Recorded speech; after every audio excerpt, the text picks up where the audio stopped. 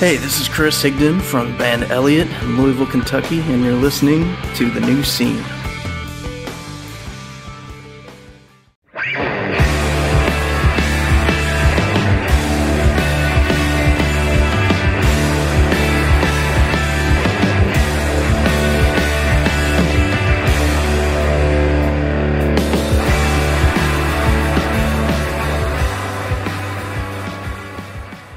Hello, everybody, and welcome to The New Scene. I am your host, Keith, and we're back with another brand new episode.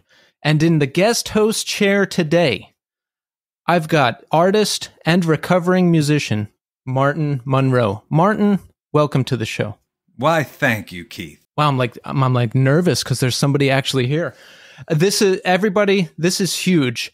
This is the first in-person recording of The New Scene since episode 4, which happened way back in February of 2020. Martin is in here right now, right next to me, and I'm looking at him as we record this, and it's pretty crazy. Martin, what do you think of New Scene Studios? How is it? I told you, the command center is it's intimidating, and formidable, but it's also impressive and lovely. Well, thank you.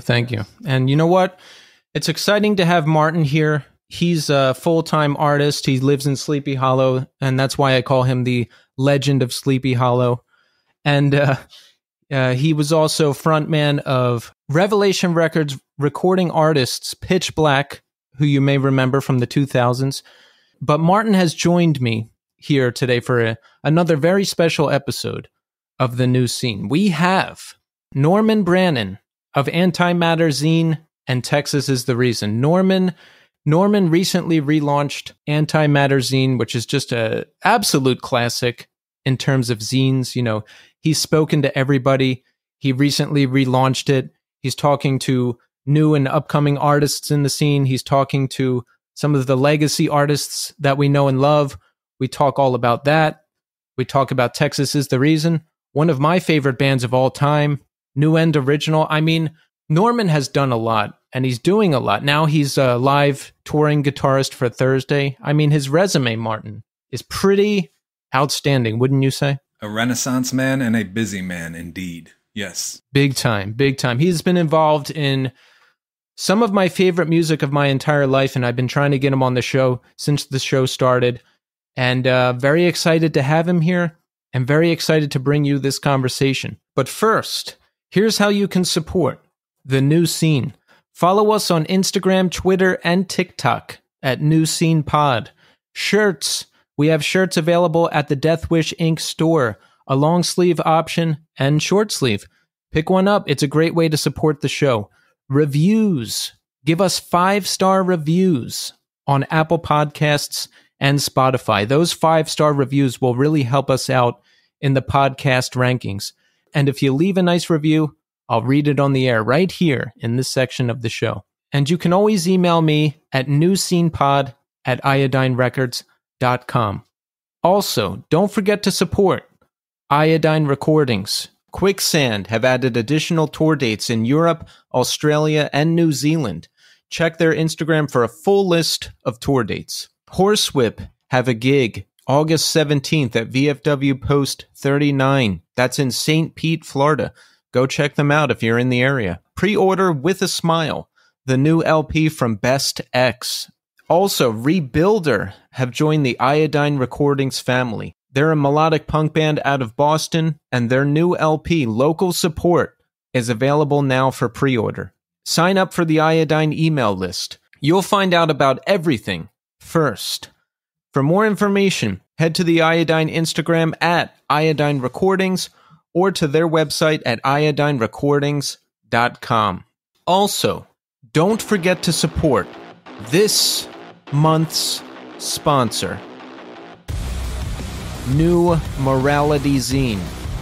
New Morality Zine is a Midwest-based zine and independent record label specializing in hardcore, post-hardcore, and alternative music. Pre-orders are up for Curse the Knife's There's a Place I Can Rest. That's out September 8th.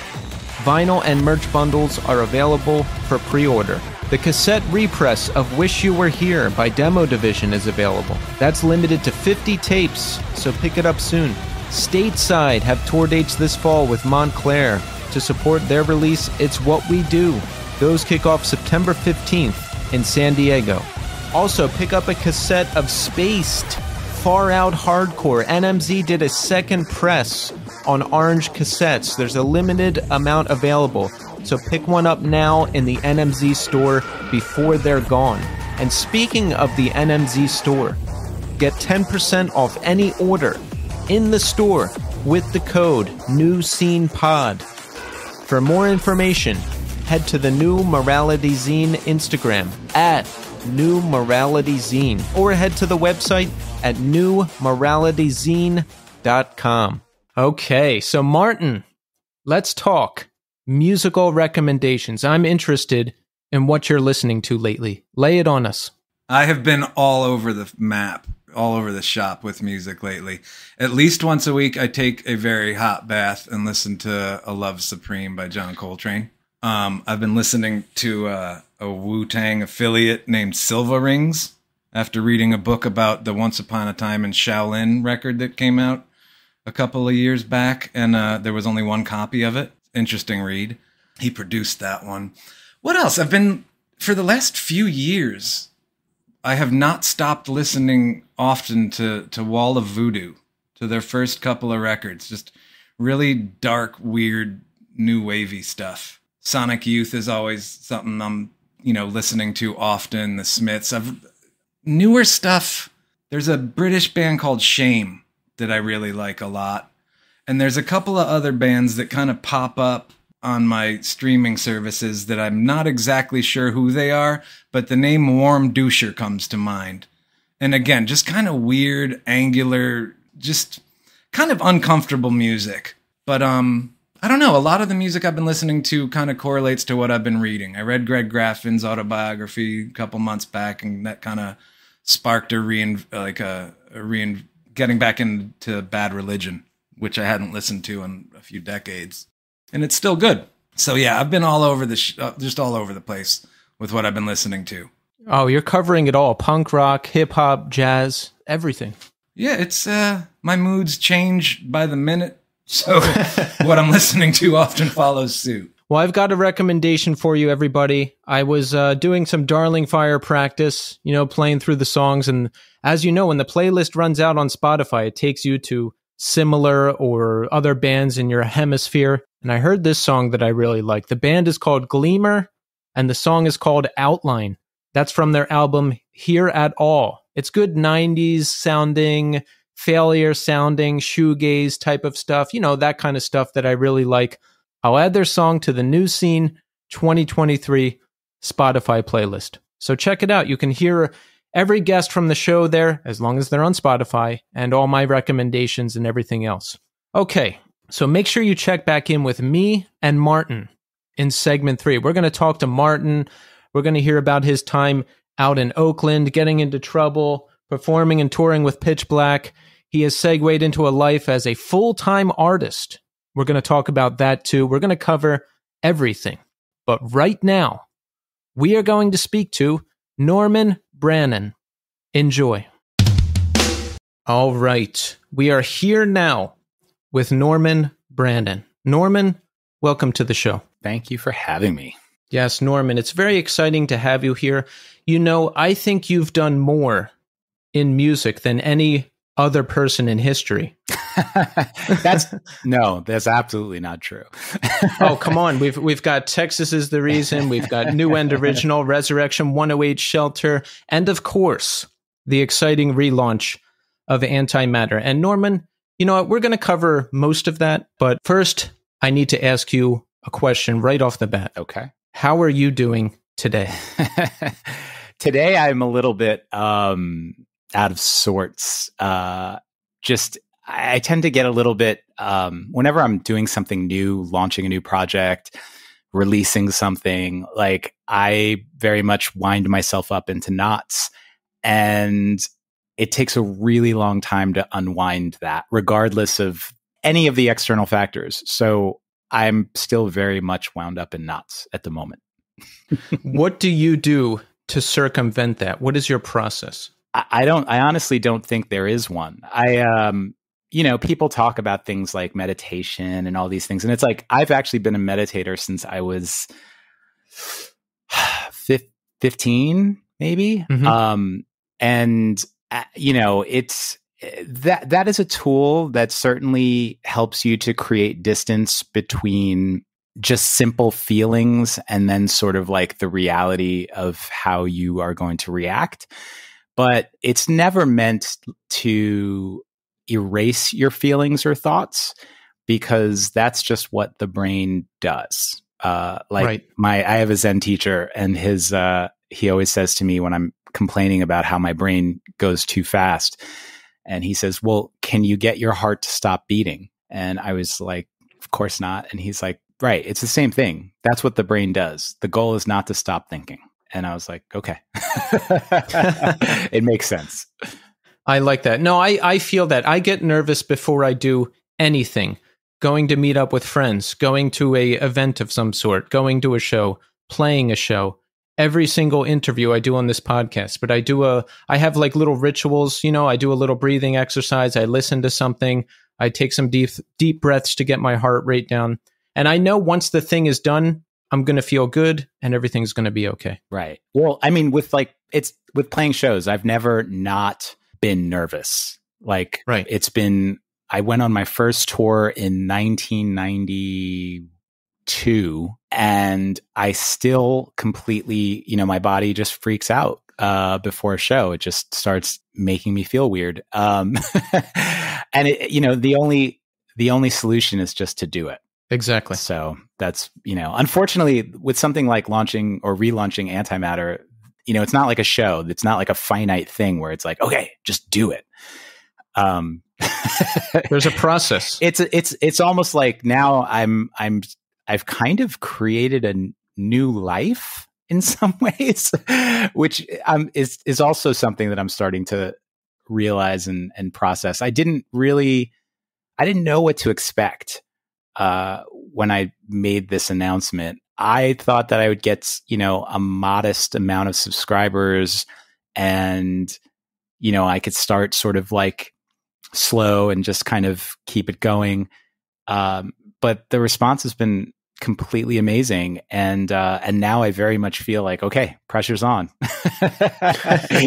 This is your life now. You chose it. Go for it. Now it's time to deliver. Yeah. And it's funny. It's like, even a few weeks ago, we played in Texas, and it was like 120 degrees that weekend. Oof. And one of the shows was an outdoor show, and I'm sort of like waiting in the wings to play, and I'm sweating already. I haven't even played a note. And the guitar tech for that band, Neck Deep, was setting up near me, and we had met him before at a different festival, and he's, a cool guy. And I looked at him and just, with this look of agony on my face, because I hate the heat. But, I just laughed, and I was like, this is the life I chose.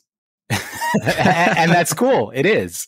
So, and I'm happy about that. Ultimately, I think I've struggled with accepting that for a long time.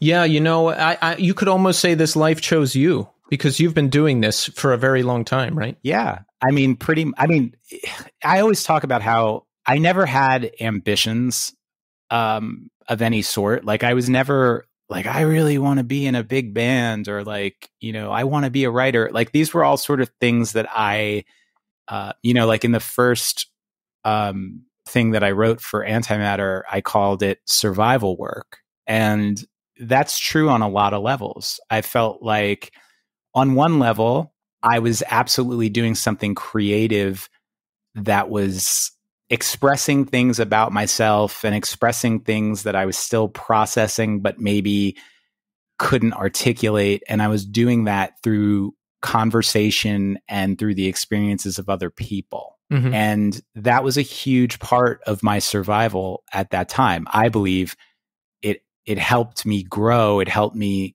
get to a place where I could begin articulating those things and could begin being free.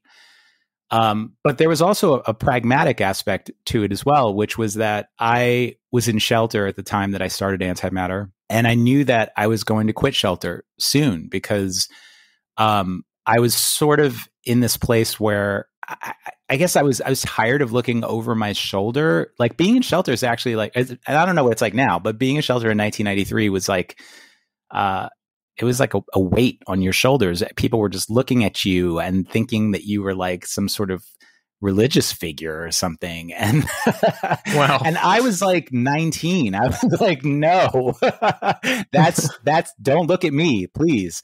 And so that got to be a lot. And I knew I was going to quit, and I knew I had to come up with something else. I knew that I wanted to start my own band, but I didn't really have the people yet. And I was still sort of figuring out what that was going to be. And I can tell you right now, I mean, the band that I was formulating was in the summer of 1993. Chris Daly was in 108. I was in Shelter. We were on tour together, and we immediately just started talking about this band we were going to start, which did eventually become Texas Is the Reason.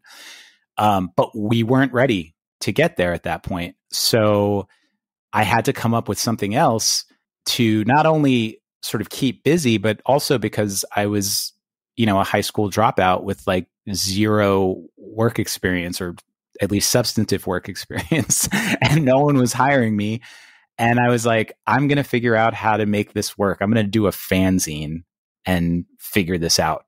And Antimatter actually was my meager living for a couple of years. Oh, so you actually lived off of it? I did. It was all I did, 24 hours a day. Wow. How old were you when the first issue came out? 19. Yeah. I just turned 19. And where were you in life at that time? So you're touring with Shelter at that time, yes? Yeah. Okay. So had you come out yet? Did people know about that side of you yet? No. I mean, I always say there's one person who sort of always knew, but we never articulated it. And that was Rob Fish from 108. He's my best friend. He's been my best friend for years. And at that point, we had been in Resurrection together. I was living with him for some time.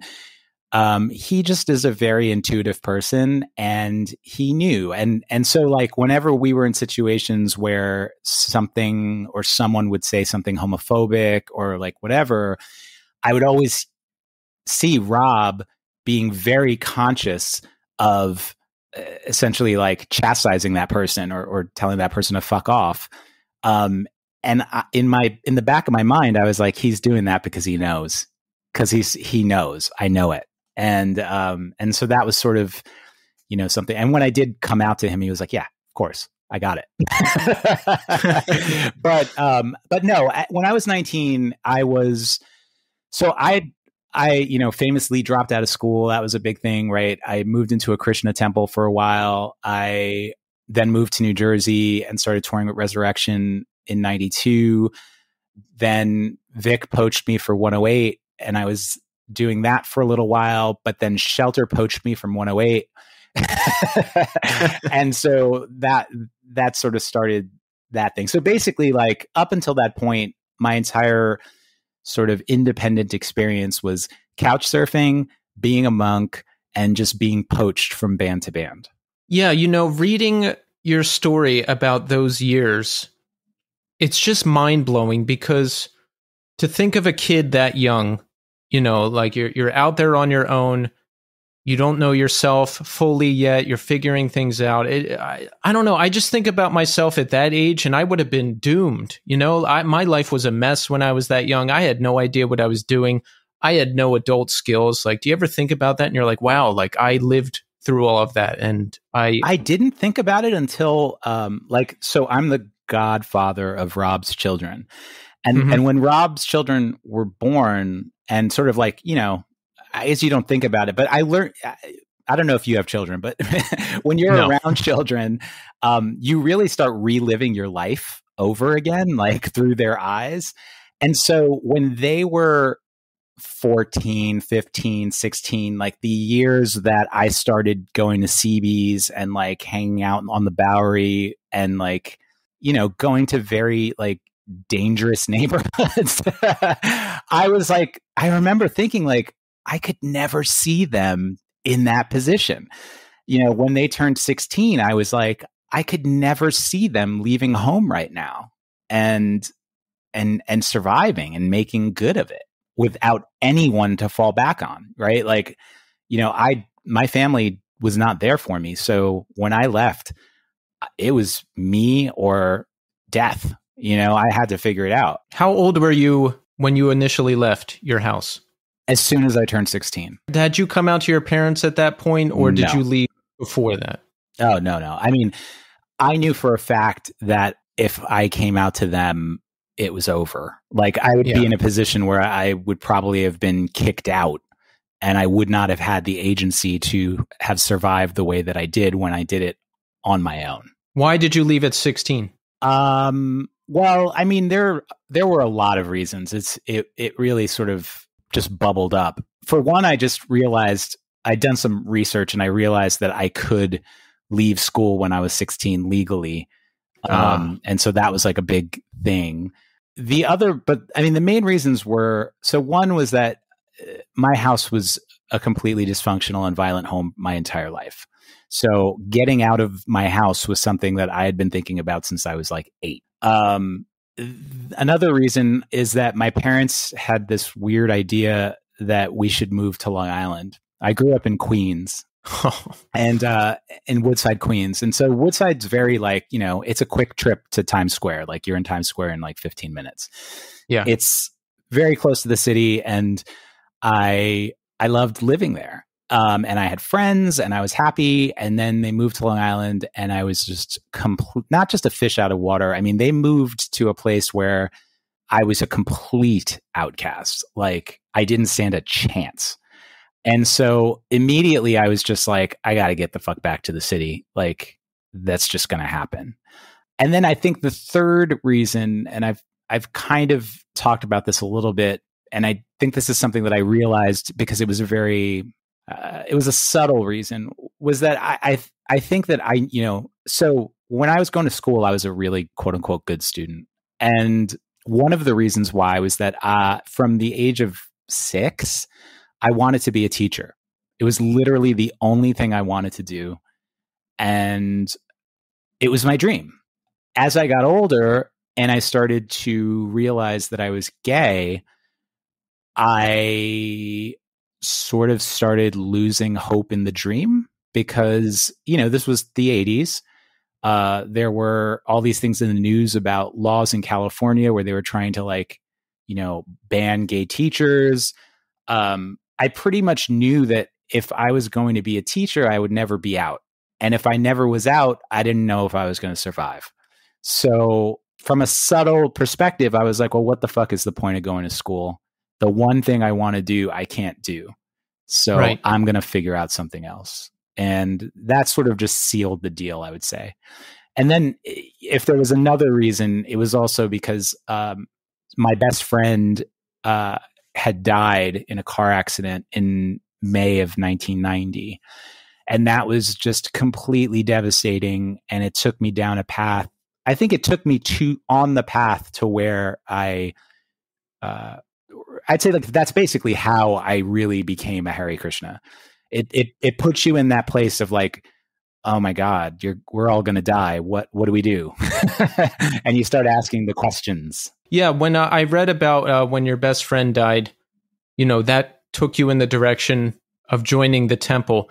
What was it exactly? Were you searching for some kind of meaning? Did you need something more? Like what was it exactly that took you in that direction? It was definitely meaning. It was definitely, I had met some people in the 80s, just like ex-hardcore skinheads from New York who would give out free food that I really felt an affinity for. Mm-hmm. Like I always talk about this guy, his Krishna name is Madan Mohan, but he was Mark back then. And Mark was, he was literally just the sweetest person I'd ever met. Like I just wanted to be around him all the time. And I was just like, how do I become that? Cause like, here's this guy, he has the word skins tattooed on the back of his head. He's full sleeved, like, covered in tattoos. I don't know what he was like back in the day. Obviously I knew that, he kind of ran with a lot of the people that ran with the early Cro-Mags in the early 80s and mid 80s.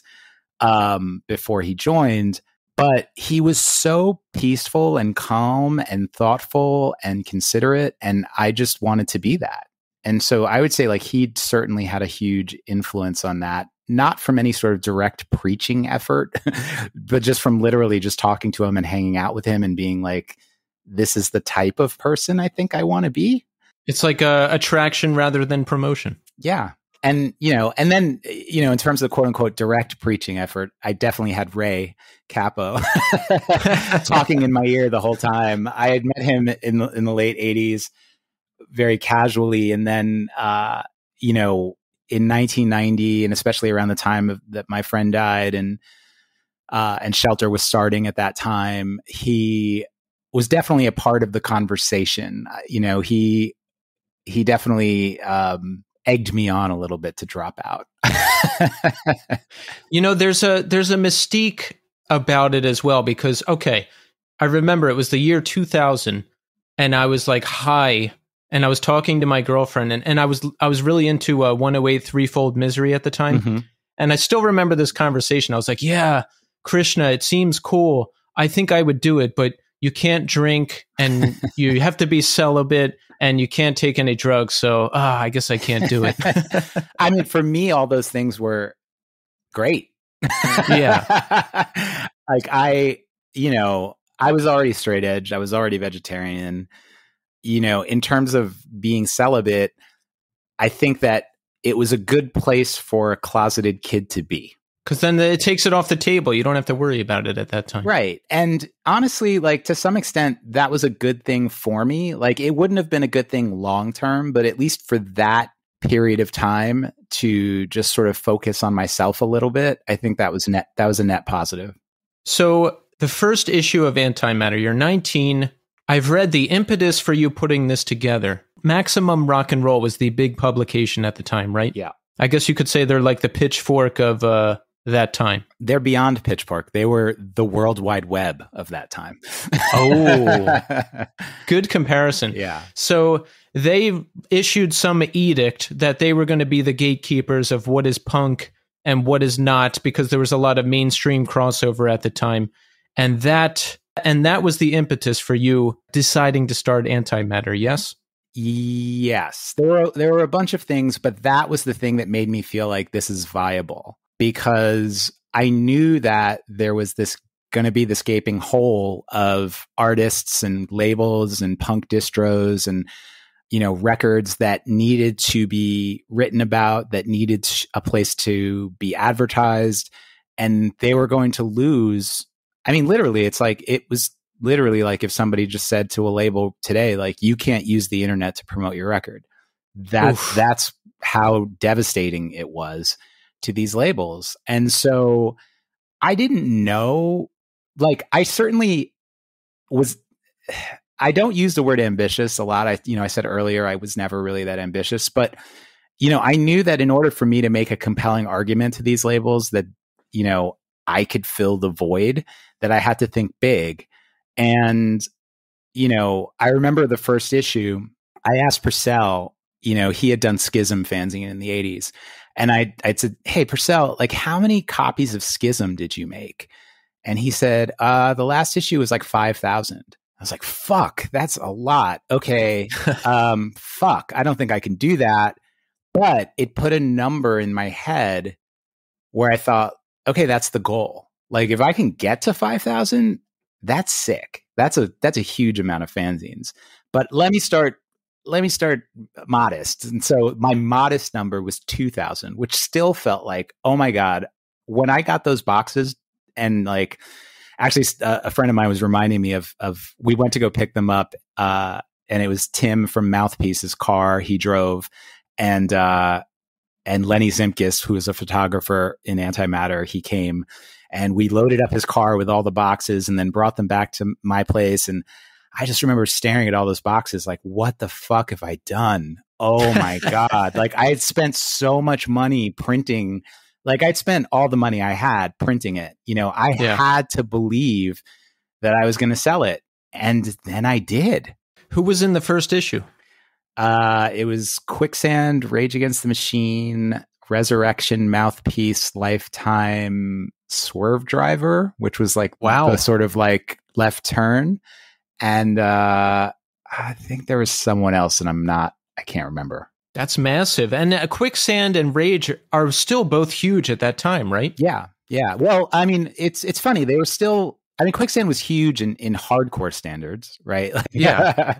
But even what is huge in hardcore standards, I think that at that point, they still had only played like the Wetlands. Like they still weren't playing the Roseland or something.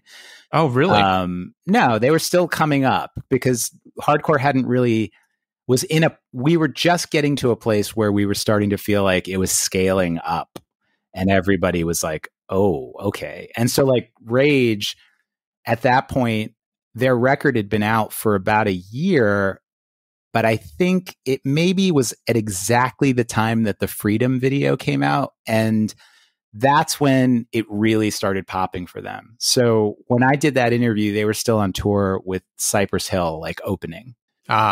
So you got them just at the right time. Yeah. I mean, I don't even remember how I made that happen. I'd met Zach, when he was in Inside Out. And so we already had this kind of ambient relationship and he was like, yeah, let's do it. But later on it became, I ended up writing 2 different cover stories for Alternative Press for Rage, and Zach for like years, told his publicist, like, I'm not doing it unless Norman's writing it. Oh, wow. So it was like, we wound up having like this really cool relationship. I love that. Yeah. How do you do the interviews back in the day? Like, are you with Zach in person? Do you catch everyone on tour? Or are you on the phone? Both? How does it work? I only wanted to do it on person, and I only wanted to do it, like I would never interview more than one person unless I felt some compelling reason to do so. Right. I feel a lot of parallels because when I started this podcast, and this is actually a dumb idea now that I think about it, but I was like, I'm only going to do it in person. Like I'll drive to whoever's house and set everything up and do it. But then the pandemic hit. And you know what? Now that I think about it, that's not a very feasible idea. Right. Well, I can't afford that. I feel like back then I was touring a lot and I was just sort of like all over the place anyway. So, a lot of things like, so for example, in the 3rd issue, I think I did it around like Outspoken's last show. And I was like, oh, well, I'm going out to California so I can interview this band and that band. And you know what I mean? So I was, tagging things on. For what I'm doing now, it's not practical. Especially because just everybody is all over the place all the time. I never would have access to anyone. But I also feel like I'm in a different place as an interviewer to where I'm pretty confident in my ability to open up a conversation under almost any circumstance. That's good. It's a real skill, There's so many layers to it. And I got better over time. Like even just if you read the Antimatter sequentially, I really do believe that every issue got better. And so that's also my hope for the new iteration of Antimatter. I feel like it can continue to get better. And I feel like, even though I'm doing the interviews right now, not sequential in terms of how I'm going to publish them, but I do feel like every interview I've done has gotten a little bit better. And the first one that I did was great. Like I finished it and was like, this is going to work. Can we say who it is, or do we need to hold on to that for now? Well, okay. So the first interview I actually did back was with Crystal from Initiate. And I chose, I really wanted to do newer bands because I didn't want people to think that this was just another nostalgia trip. Smart move. It's important to me that I'm doing the thing that I think Antimatter did in the 90s, which, it sounds weird to say this in retrospect because I think people who weren't there maybe don't understand this fully. But in 1993, there was already sort of a new wave of hardcore kids who, if they had seen maybe one show in 1989, they were lucky, right? So a lot of the people who were hanging out in the 80s just dropped out. Like they were just, okay, cool. The 90s came and they were like, I'm doing something else. Yeah. And so in the 90s, and especially as hardcore started evolving as a sound, new kids were attracted. It became a different type of scene. And those kids weren't always so plugged into what happened back then. And I guess I felt like Antimatter could be a bridge. I wanted to be the bridge. I wanted to be sort of the connective tissue that allowed people to understand why you could have a fanzine where Cause for Alarm, Snapcase, and Shudder to Think were in the same issue. And that makes sense and should make sense. Yes. And I think that thread of being able to say, look, Cause for Alarm was a band from 1982. They were incredibly influential to all these bands in the late 80s. For me, they were one of my favorite bands when I first got into the scene. And they were already broken up by the time I started coming around. But I knew their importance, and I knew how I could draw a direct line from Cause for Alarm to Snapcase. I can draw a direct line from Cause for Alarm to Shudder to Think. It's all still hardcore to me. And I think that that's one of the things about Antimatter that was important to me was I wanted to keep hardcore open and inclusive of the styles and generations that were emerging from this community, because for me, that's what this is. This is a community of like-minded people. And I feel like, you know it when you see it. When you're a hardcore kid, you know it when you see it. Yes. No, I love that. I feel a lot of kinship with Antimatter, with what you're doing and with what I'm doing. Like I could have Norman Brannon, or I could have someone from Incendiary, or I could have someone from Scowl, or I could have 80s pop star Tiffany, right. I probably wouldn't have Tiffany on, but it's all connected, you see, right. somehow. But no, like, and the personal touch in your interviews is important too. I think that's important because especially today with podcasts, I think we lose the stories a lot because a lot of time podcasts are just talk, like we talk about whatever, or we talk about ourselves, but I think the story is lost a lot of the time. And I'm interested, not just the music, but the people and the story. And you are too. Well, yeah. And, to be honest, I'd say for the last, I don't even know how many years, I feel like I've had nothing but people saying, hey, you should make an Antimatter podcast. And I was always like, maybe. But in the back of my head, I was like, no, it's not the medium. It's just not. And I'll tell you why. I think that obviously I've been on a million podcasts. I love talking to people and sort of like hanging out and sharing stories. But I think that I'm a certain type of person. You could record me or not record me or whatever, and I'm basically going to be the same. But what I've found over the years in doing different interviews with people is that there are some people who change under different circumstances. And so there are some people who the idea of being recorded in a way where people are going to hear me say this, people are going to hear my voice, that's going to intimidate them or keep them from saying something that they may have had the freedom to say if they knew that their voice wasn't being recorded for broadcast. Ah, yes. And I think that, doing it the way that I do it, also, it gives people a little bit of freedom to feel safe in, where it's like they know, and obviously I have the reputation. People know that they can say whatever they want to say with me. And that if at any point they're like, oh, fuck, I regret that, please don't publish that, I'm not going to. Right. And it's not a big deal. I can edit a transcript, and editing a transcript is easy. Oh, yeah. Yeah. Yeah. But editing audio is less easy. And if I'm honest, most podcasts that I've been on literally just press record and publish it as is. You know what? I have to take a sidebar here. Sorry to any podcasts who do this, but I'm shocked at how little editing there is. Like sometimes you'll listen to a podcast and the first 5 minutes will be them figuring out the audio. And I'm like, why did they leave this in? I mean, I get it. I mean, it's not like, audio editing is a skill, right? And not really. You just clip it out. That's all I do. Yeah, I guess. I mean, I do think that I would love and do love podcasts that I think, I love storytelling podcasts. I love sort of like the Q&A podcasts can be good, but then they can also just sort of ramble on. And I like the idea that when I'm doing an interview, I could sit down with someone for 2 hours and you don't have to sit through the boring stuff. Yeah. Yeah. Well, that was going to be a question of mine. Will there be an antimatter podcast? Because that's a big medium these days. But you know what? What you're saying is spot on because, okay, on the flip side of what you're saying, I would never want to do a written publication like you're doing because I don't want to sit there and type. I don't want to have to like edit. I'm afraid I'm going to mess up a transcript.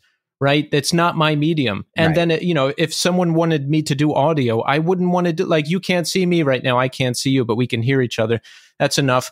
I'm too self-conscious to do audio or video. I wouldn't want to do it. So like, yes, you just do the medium that fits you and that's it. And you know what? I think I think we need more good written publications because myself, when I do research for a guest like yourself, I like to read articles.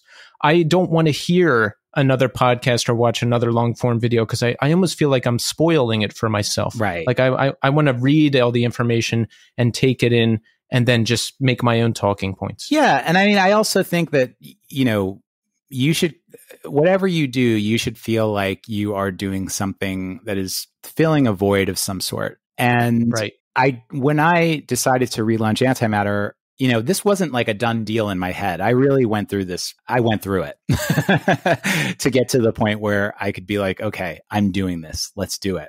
But one of the things that really brought me there was just, I was like, there are a lot of really cool publications online and fanzines and things that, I certainly read and consume.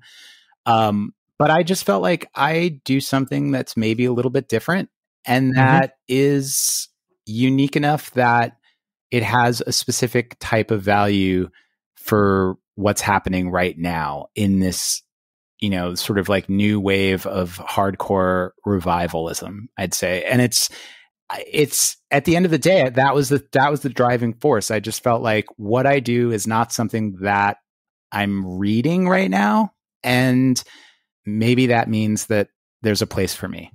Absolutely. Now is the time. And I like that you want to have a focus on newer bands too, because there's a lot of great diversity in hardcore and punk right now. And having your touch on that would be valuable. I think, the main thing for me, again, like it's about being a part of the entire hardcore story. And so the first 4 interviews for this coming month, so the first one I sort of disclose in the introductory, the second part of the introduction is I do a 29-year reunion interview with Mike Judge. And, Mike's interview in Antimatter was a very, it was sort of like a key moment for the zine because at the time, Mike was completely missing, literally missing. Like people don't understand. No one knew where he was. There were all these rumors.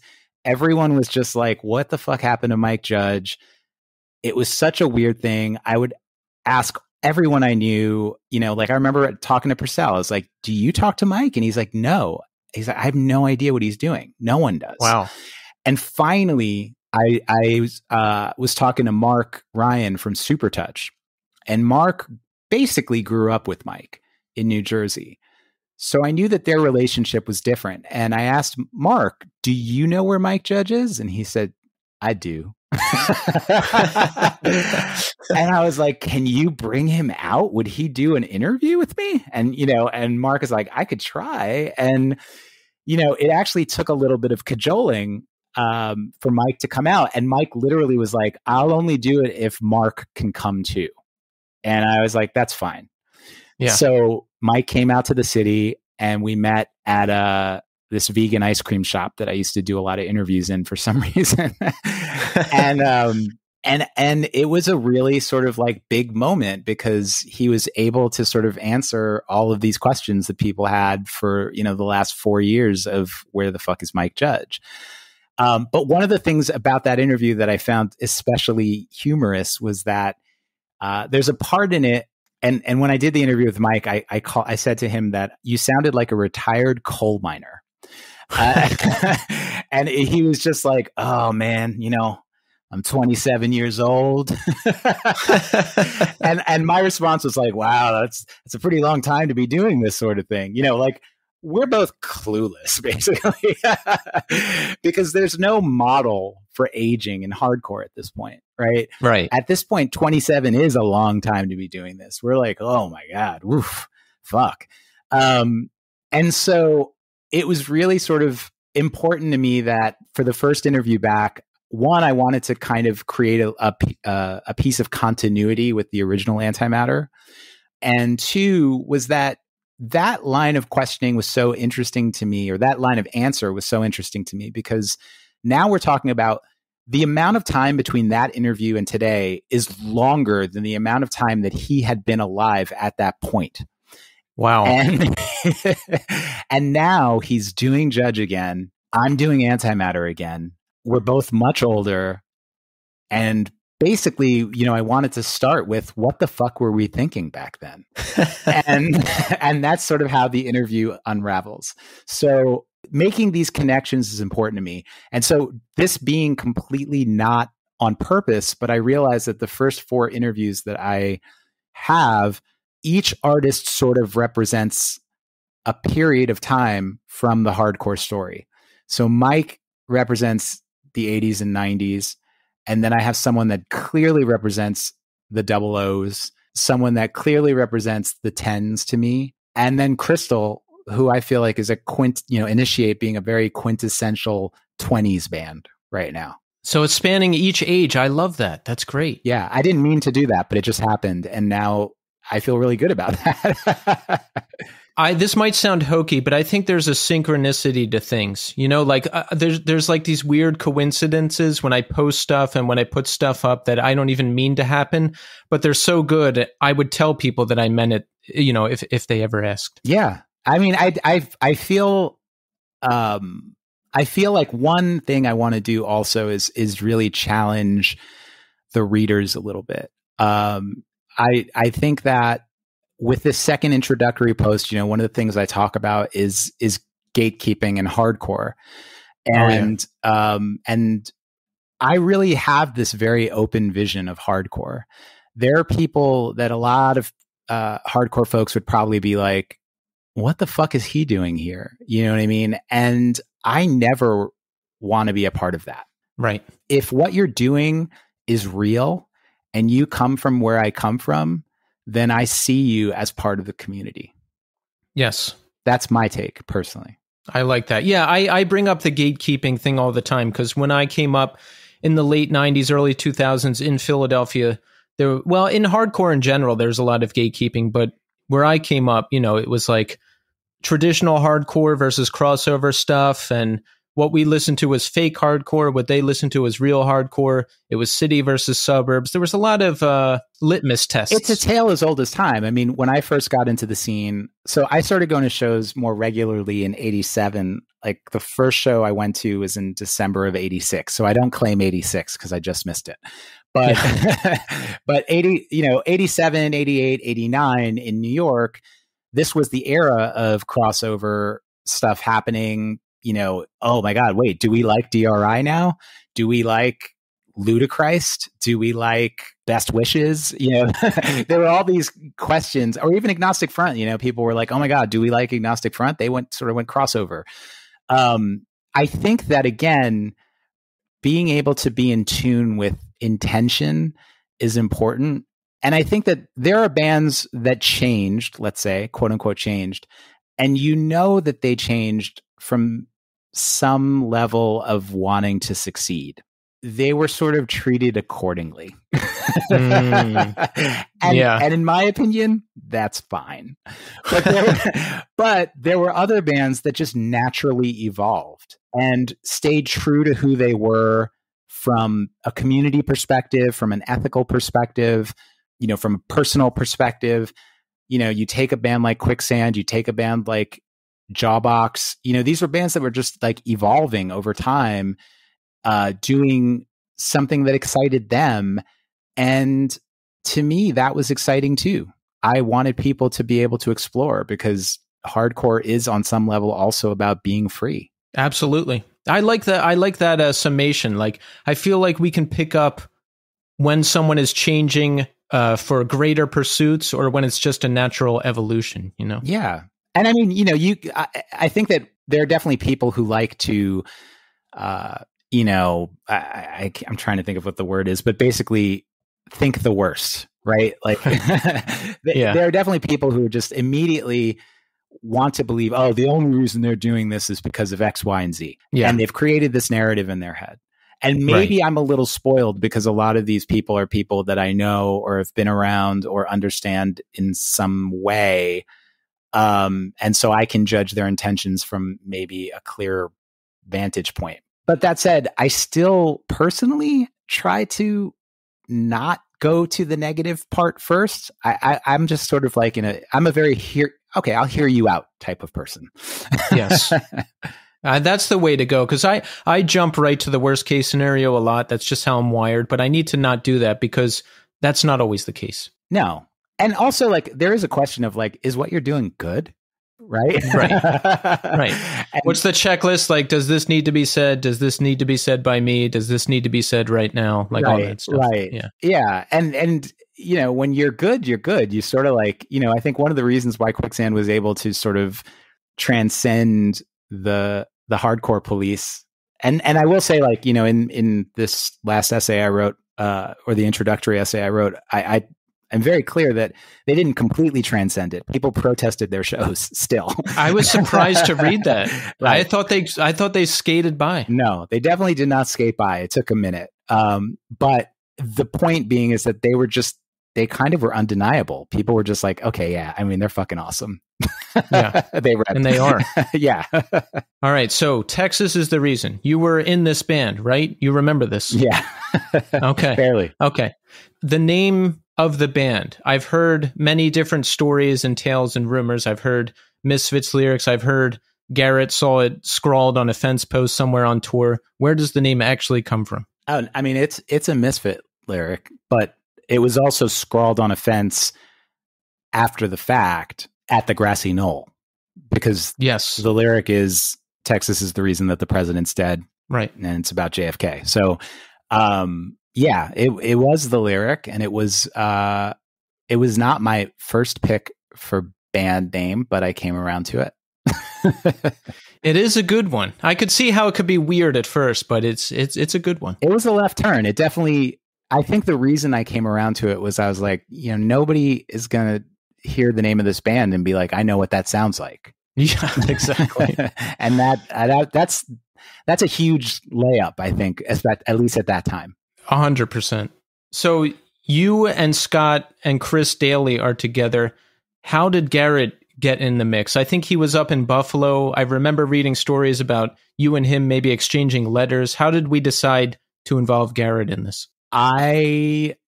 We had been talking about different singers for a minute, but I think the thing that really sealed it was that Garrett had gotten kicked out of Copper, the band he was playing in Buffalo, and he got when that happened, I was living at Equal Vision, which was Copper's label, and Steve was on the phone with Garrett. And Steve always felt that Garrett was a very important part of Copper, even though he was just the bass player. Steve's sort of position about it was that Garrett was charismatic and that he was somebody that people liked to look at, and that without him, Copper would be losing a major sort of part of their visual sort of aesthetic and appeal. So Steve was trying to keep it together. He's on the phone, like, really trying to figure this out, and trying to figure out how Garrett isn't going to get kicked out of Copper. And I literally at one point just walked over to Steve and just whispered, "Hey, can I talk to Garrett when you're done?" And he was like, "Yeah." And I talked to Garrett and was literally just like, "Hey, do you ever think about singing for a band?" Because he sang backups in Copper. Yeah. And I remember thinking, like, this kid can sing. So yeah, I that was me poaching. So you were ambitious. See that? No, I just wanted to be in a band. and getting a singer who can sing is really difficult. How was the band at that time? It seemed like things happened fast and, like it was just like a rolling freight train. That's my view from the future anyway. But we know the band got a major label offer, but how was the reception to the band at the time? How were the audiences? Like, how was it? Because, you guys came from a different background.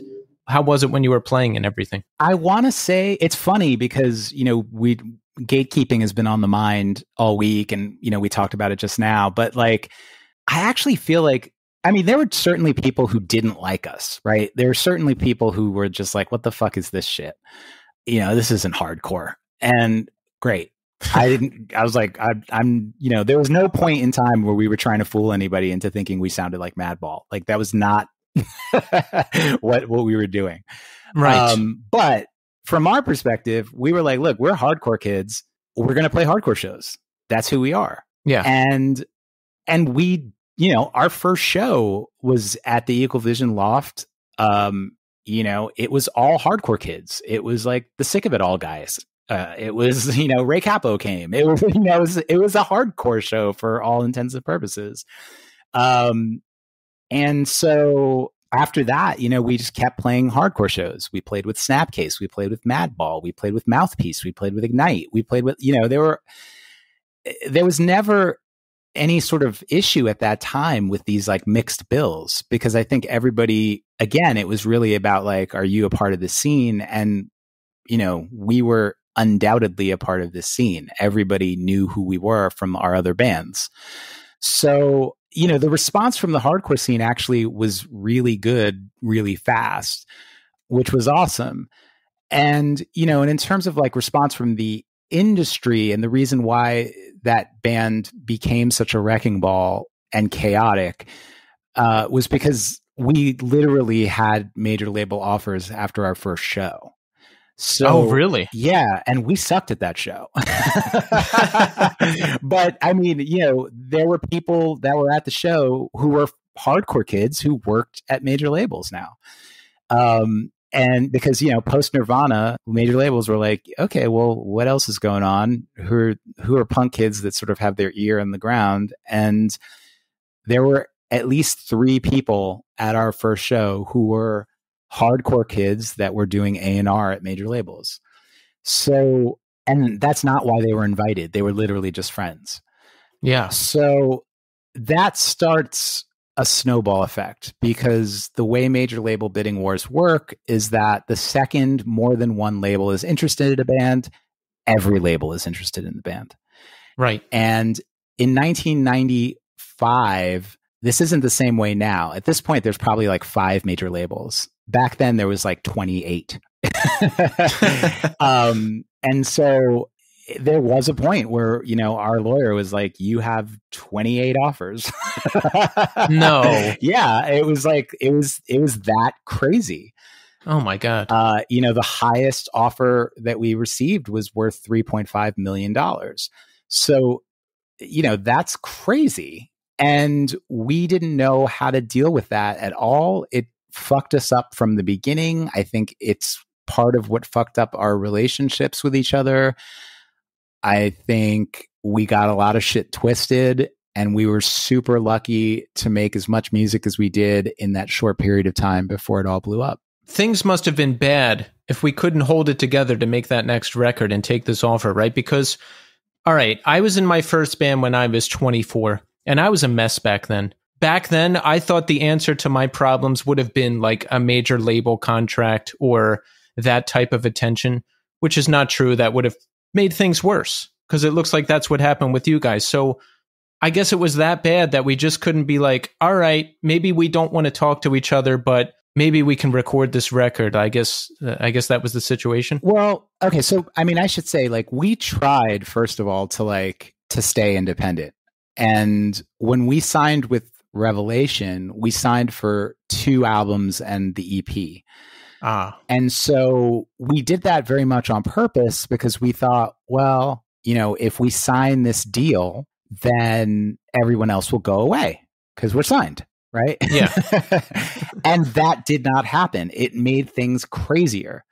the labels were just, they didn't give a shit. They were like, we'll buy your fucking contract. Who cares about your contract? Like, Yeah. And so it just got more and more intense.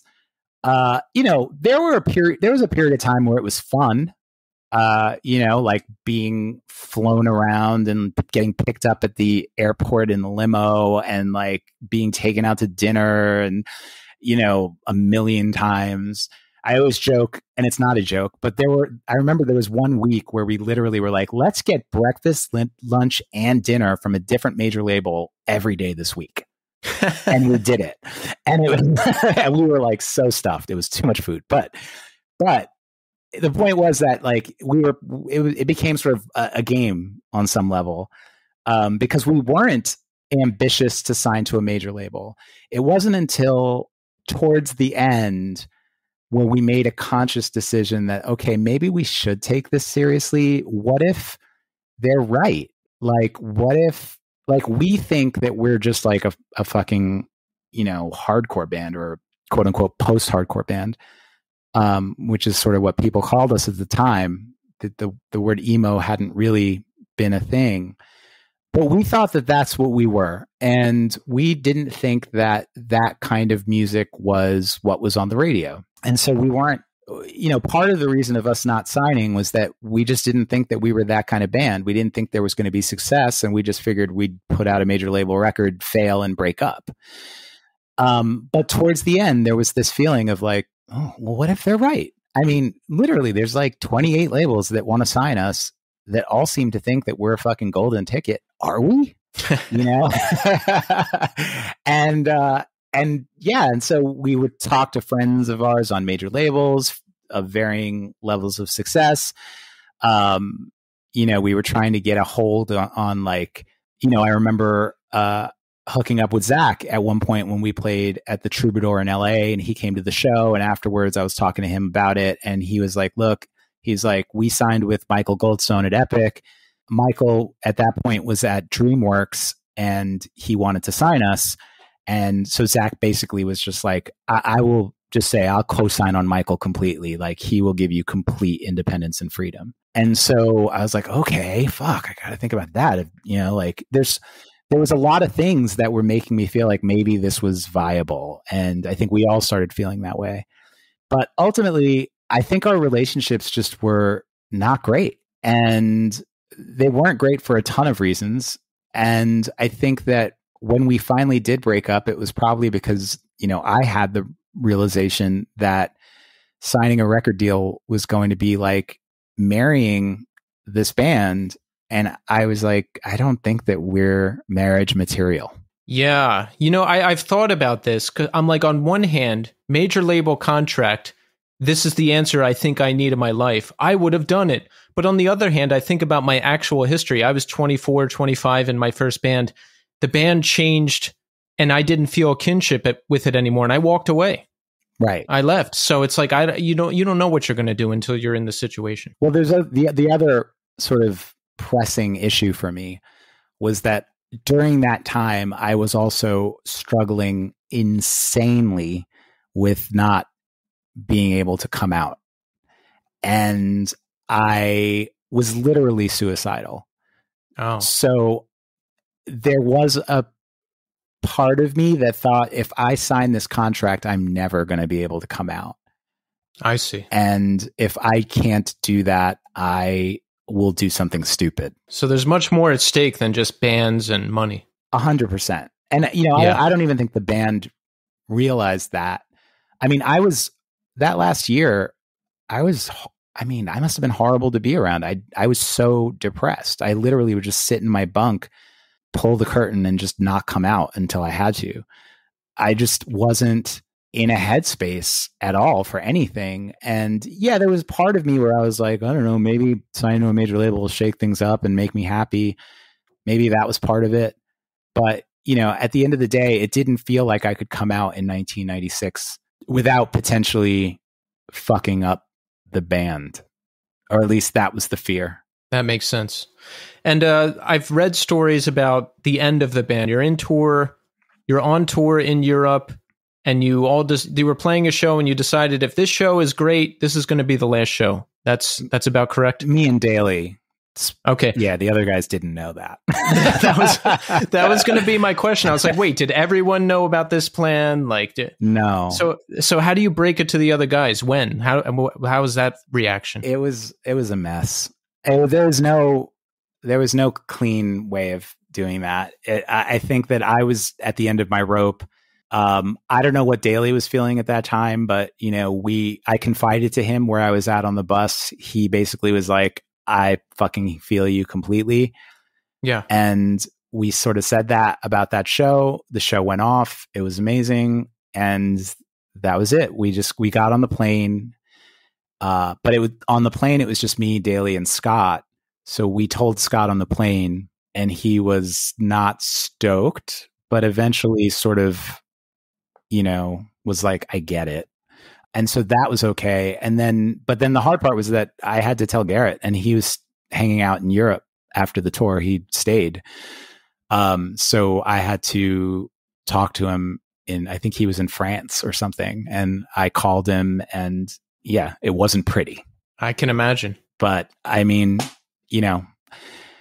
I get it. I get that, like, bands breaking up is a difficult thing, but I would have wanted him to break up the band if he was as miserable as I was. And if I was fucking as happy as a fucking clam and he was on the verge of killing himself, I would demand that he break up the band. It's there's a lot at play, and I think it's one of those stories. It's like, it's just too good to continue. I put At the Drive-In in the same category. Like, it was just such a magnificent moment in time and such a great band. It just couldn't continue. It was too big. I really just try to I try to see things as they are. It's really easy. And I think one of the things that breaks bands up is this tendency to mythologize.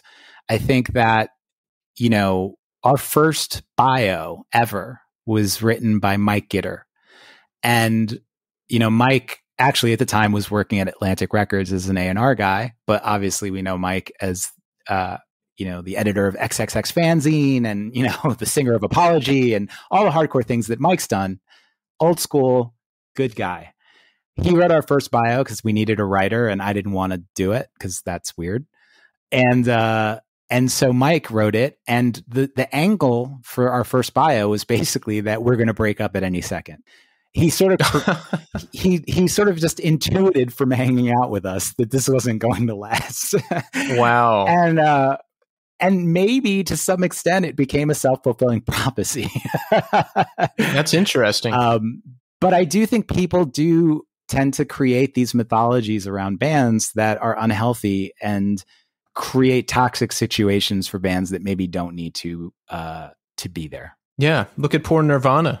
I'm sure there was some of that going on. That's one of those things where it's like, who knows? We all come to these situations with different histories, different psychologies, different ways of being. So how we process the things that happen to us and the things that we do vary from person to person. So, I would like to think that I, am a thoughtful person, but when I was in the middle of the shit, I acted out. Yeah. And it's impossible. You don't know until you know, right? And you don't know how to act. You don't even know what you're going through necessarily. So you mentioned you felt suicidal. That was a danger because you felt like you couldn't come out. When did you actually come out? I mean, pretty much almost as soon as the band broke up. How old were you at the time when that happened? 23. So yeah, 23, 24. I've followed you on social media for a long time. I like your posts and what you have to say because you're just open. And even if it's not exactly what I'm going through, I just felt a kinship and felt connected, and that, you're being open and honest, and it's helped me through some things. And I know you've posted about coming out, and your parents they did not accept this, right? Right. Well, I didn't come out to them until I was 30. And so and again, that goes back to what I was saying before. I knew what the end result was going to be. And I knew that as a child, and I knew that as an adult. Well, first, when you initially came out, how old did you say you were? 22? 23, I think. I should say that it was a weird thing because when people talk about coming out, there's this idea of it being, I got to sit you down. Right. I don't think I actually, quote unquote, came out to anyone. I just started living my life and not censoring myself and not censoring anything. Because when you're in the closet, you are living another person's life. You are monitoring how you speak. You're monitoring how you move. You're monitoring what you wear. You're monitoring what you tell people you like, right? There's so many levels of what you're monitoring. It's impossible to keep it all straight. What a burden. Yeah. It's an absolute burden. And so for me, coming out was basically like, fuck monitoring. Yes. I'm going to be me. And how did it feel? I mean, was it freeing? Was it good? Did you feel better? Immediately. When I have a friend who is still in the closet and really, he's suffering in there. And it's like, it's really, everyone has to get to their own place where they can finally come out. But it's like, I wish there was some way that I could just, psychically transfer the feeling of freedom you get when you can just fucking be yourself. Yes. Because it's just, I felt it and I've never regretted it. And there was never a period of my life where I was like, oh my God, I'm going to lose my family. The answer to that was, I don't care. I'd rather lose my family than be fucking not free, or I'm going to lose friends, or I'm going to lose career opportunities, or whatever it is, doesn't fucking matter. None of that. It all pales in comparison to being free. You have to be you. You have to be. And I think a lot of people take that for granted because a lot of people are able to be themselves to a certain extent that I was never afforded that luxury. And so in some ways, when you come out, it's not just coming out as queer or, whatever. You're kind of rebuilding your entire life and personality and individuality and self from scratch, because everything that you were before you came out, every part of you had a lie attached to it. So it literally feels like burn it down and start over. I love that. That's got to be very freeing. It's great. And then I will say, like, when my family did reject me, one of the first things I did was change my name legally. And that was also fucking incredible and profound. And I wish there was some way I could psychically transfer to you the way it feels to not be attached to a name that you've been attached to your entire life that brings nothing but misery.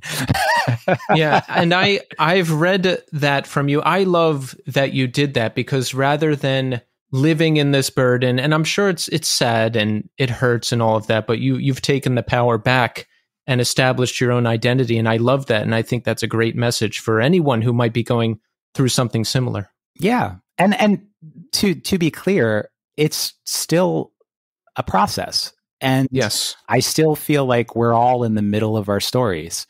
I'm very loath to sit here and tell you that I'm, sitting pretty on the other side.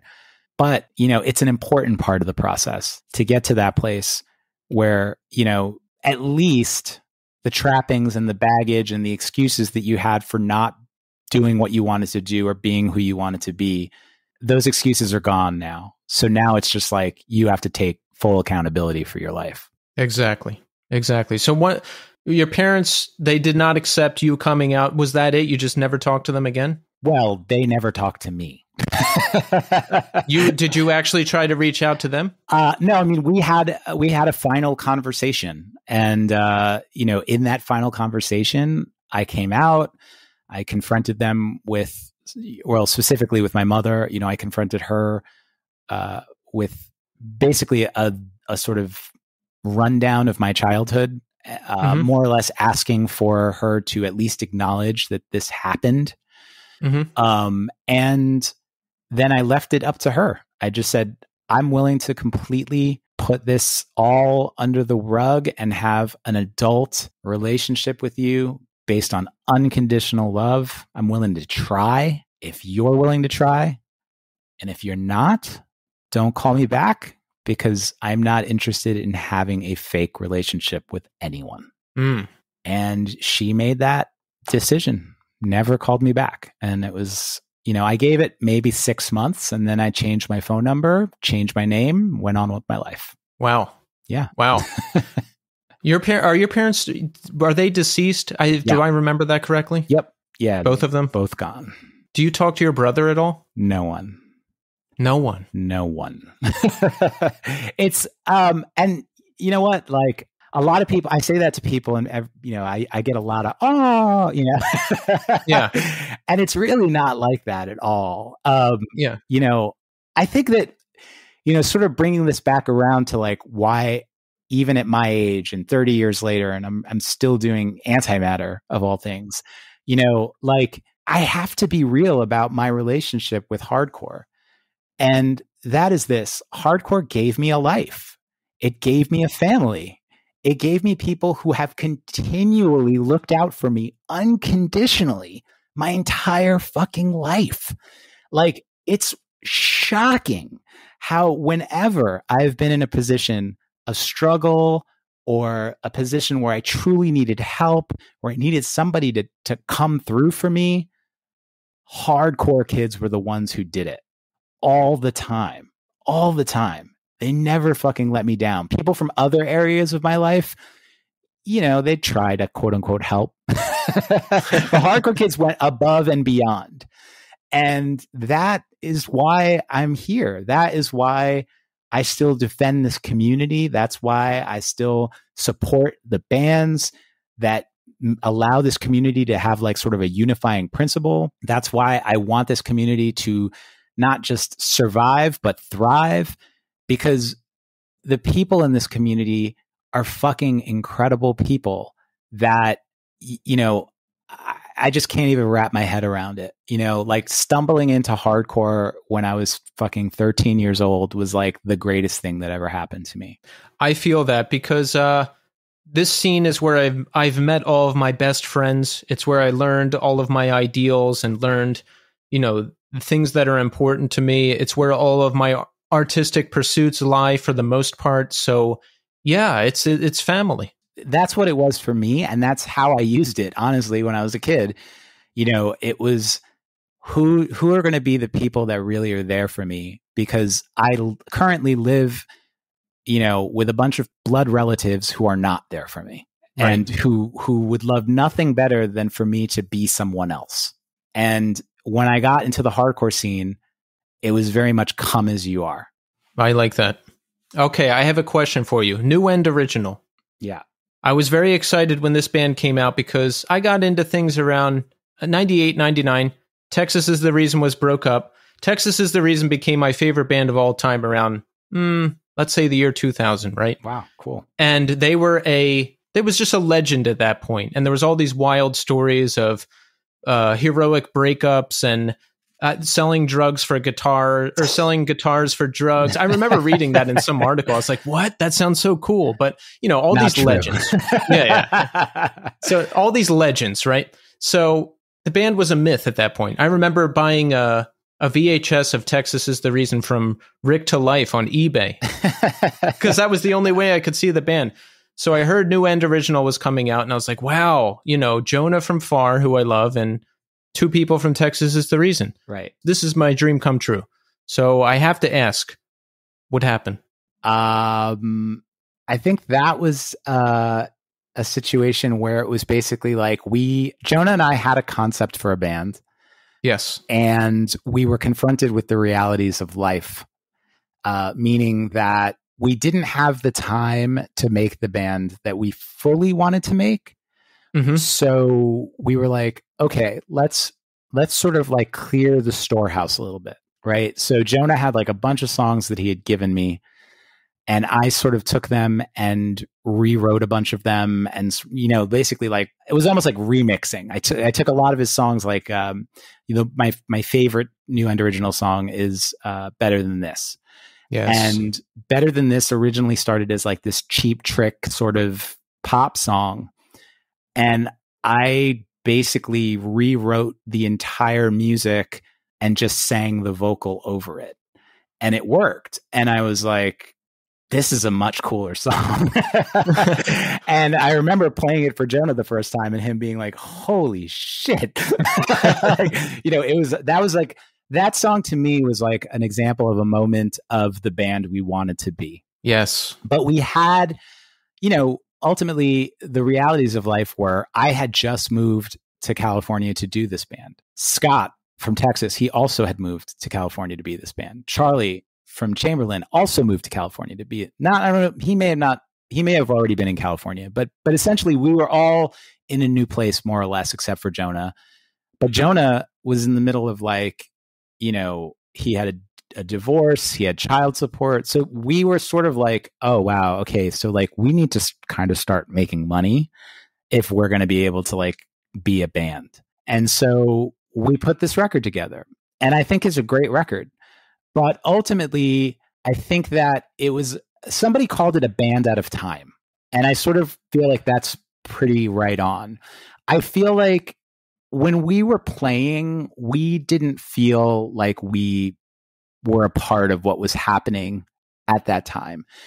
So the early 2000s, that was the era of Saves the Day and Thursday and sort of New Found Glory, all that stuff. There was a lot of bands that were blowing up and sort of things were popping. And musically speaking, I suppose we could have tried harder to be a part of that, but we didn't really want to.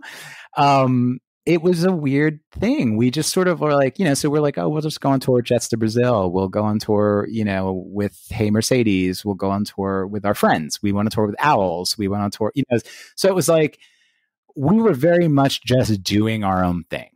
And the fact is, the record was successful. It sold a lot of copies. We did pretty well. But in the end, I think, we toured maybe more than we wanted to tour. We put a lot of pressure on our outside relationships and on the relationships within the band. It just was another case of this maybe is too much, and maybe we are a band at a time, and maybe we shouldn't do this. So that wasn't particularly a messy breakup. Nobody's enemies. It was just sort of maybe this wasn't the right place and the right time. I see. So all the elements are there. Great label, great record. We have the people. We're all together. We moved to California, but it just didn't shake out. Yeah. There's no real better explanation for it. And, Jonah and I have continued to make music ever since. So yeah, you were on his One Line Drawing record that just came out recently. Yep, I did that. I have a song that I wrote that was on Far's last record. That's right. Yes. I have stuff that he's put out, that we've written together, songs that I've written myself. He's very much like a collaborator in every sense of the word for me. He's just someone who, and we've both worked on this over time. I think we both would tell you that we, at some points in our career, were awful collaborators and, basically wanting to be in control. And I think that working together, we learned how to lay back a little bit and allow creation to happen, and always just submit to the best idea regardless of who thought of it. It was an exciting band for me at the time, but I think I was 18, but I had a bit of old soul in me. I really liked Texas Is the Reason and all that kind of stuff. And I liked Saves the Day and New Found Glory, but I was kind of aging out of that. So I guess I would err more towards stuff like New End Original. Yeah. We definitely had an audience. I'm not really sure. It's funny because now that I've never thought about this, actually. I'm not really sure who our audience was, but they were there. Yeah, exactly. They came to the shows. They bought the records. I certainly didn't leave that scenario feeling oh, shucks. I were okay, we did a good thing, and it just wasn't the right time. Right. So we know Texas Is the Reason reunited once in 2006, right? Yeah. What was the impetus for that reunion? It was the 10-year anniversary of Do You Know Who You Are? Right. So that was very random and very like it happened very fast. It literally was just that up until 2006, I would say everyone in the band was living all over the place. And in 2006 was the first year in years where we were all in the same city again. And Daly had a birthday party that year, and all of us were invited. And I still have a picture from that day. We were just sitting in his living room and we were like, wow, check us out. Was that the first time you had all been together in a long time? That was the first time that all four of us had been in the same room since the band broke up. Wow. So it was really, I think that was the thing that made us really like, wow. And then we started talking about it and we were just like, wow, like this is the 10-year anniversary of that record. And I think I might go so far as to say that everything just sort of unrolled on that day. And by the end of that party, we were like, yeah, let's play a show. Amazing. And just so, like that. Yeah. And so we played a show, or we booked a show. And it's funny because so our booking agent at the time was this guy, Tim Edwards at Flower Booking. And so Tim didn't tell us that he held an entire weekend at Irving Plaza. We didn't want to play Irving Plaza. We thought we were going to play Bowery Ballroom or someplace much smaller. We didn't think that people would care. We just wanted to play for fun. And not that Irving Plaza is huge. It's about 1,100 to 1,200 tickets. But, you know, we didn't think we were going to sell that. That would have been the biggest show we'd ever played. Or that's the biggest show we'd ever headlined. So, of course, Tim, who's a professional, was like, just trust me. We're going to do it at Irving Plaza. And I was like, okay, I trust you. And, you know, the show sold out in less than 2 minutes and we were just completely blown away. And that's, you know, and then Tim called us and was like, so I saved a second night. And I was like, you bastard. At that point, you know, I remember we were debating it because we were like, shit, like, do we release a second night? Like, it feels like we robbed a bank and got away with it. Like, are we fucking, you know, are we going to put this night out and then this night's going to sit forever and not sell out? We're going to look like assholes. But, you know, we ended up trusting him again and the second night sold out and we were just like, okay. But that's it. Yeah. And that was it until 2012. We did not play again. And I did not want to play again. I thought 2 shows and they were great shows and I was good with that. Was everyone happy with the shows? Were vibes good after that? Everything was great. Yeah. I mean, we had a great time. And I think like those shows were really like bonding moments. They sort of healed a lot for us. And it was also just amazing to be able to make that many people happy. Yeah. Yeah. Like when I heard you guys were playing a show, it was mind blowing to me. I went to the first one, but again, I used to be a mess. So I stayed up all night partying and I went to the show and I was like so out of it. I didn't even remember it. And then I remembered that you guys played 2 songs, like 2 new old songs that weren't recorded. And I was like, you idiot, like you don't remember the songs, you messed it up. So then I heard you were playing in 2012 and then I went to like most of those shows and by then iPhones were out. So at the first show, I made sure like not to get too drunk and I like meticulously recorded the 2 songs on my iPhone and those videos are still like the first videos on my YouTube channel. And so I was like, I got to do this right. So that return in 2012 must have been great, right? Because it was like, okay, we're gonna hit Europe, we're gonna hit some good spots in the US. We're really going to announce this thing, right? Right. Well, so it was a little bit of a consternation, I suppose, just because you know I'm very like I don't know how to say this without sounding like an asshole, but I didn't want to keep going. Yeah. Right. Like I was fine leaving the band sort of where it was. And especially after 2006, where it was like, wow, those shows were fucking great. I don't want to touch that. That was an amazing memory. But, you know, Revelation was doing their Revelation 25 and they really wanted us to headline the shows. in New York. And, you know, it wasn't an immediate yes. And I really had to like sort of talk to the band and sort of go through it a little bit, because I was like, if we do this again, then I feel like we need to actually do something real. Mm-hmm. And I don't know that everybody's on board with that. And so then it became the conversation of what does that mean? And we had to talk about the whole thing before we could say yes to Rev. But, you know, essentially that meant trying to figure out, even with, you know, work schedules and family obligations, like how can we play as much as we can play, you know, really be strategic about where we play geographically, and do it in a way where we actually aren't losing money. Because again, I think we were also just very pessimistic about like what our actual draw was. We just, yeah, like, I mean, you know, we didn't realize that people cared. and so it was a little difficult. And then the idea of recording those songs came up. And I think that was the thing that I was like, okay, so Jordan wants to reissue the album, or he wanted to repress it. And he said, you know, we have to make a decision by this date. And I said, well, what if we recorded the 2 songs that never got recorded, and we just put out an anthology version of the record where all the songs that exist could just be in one place?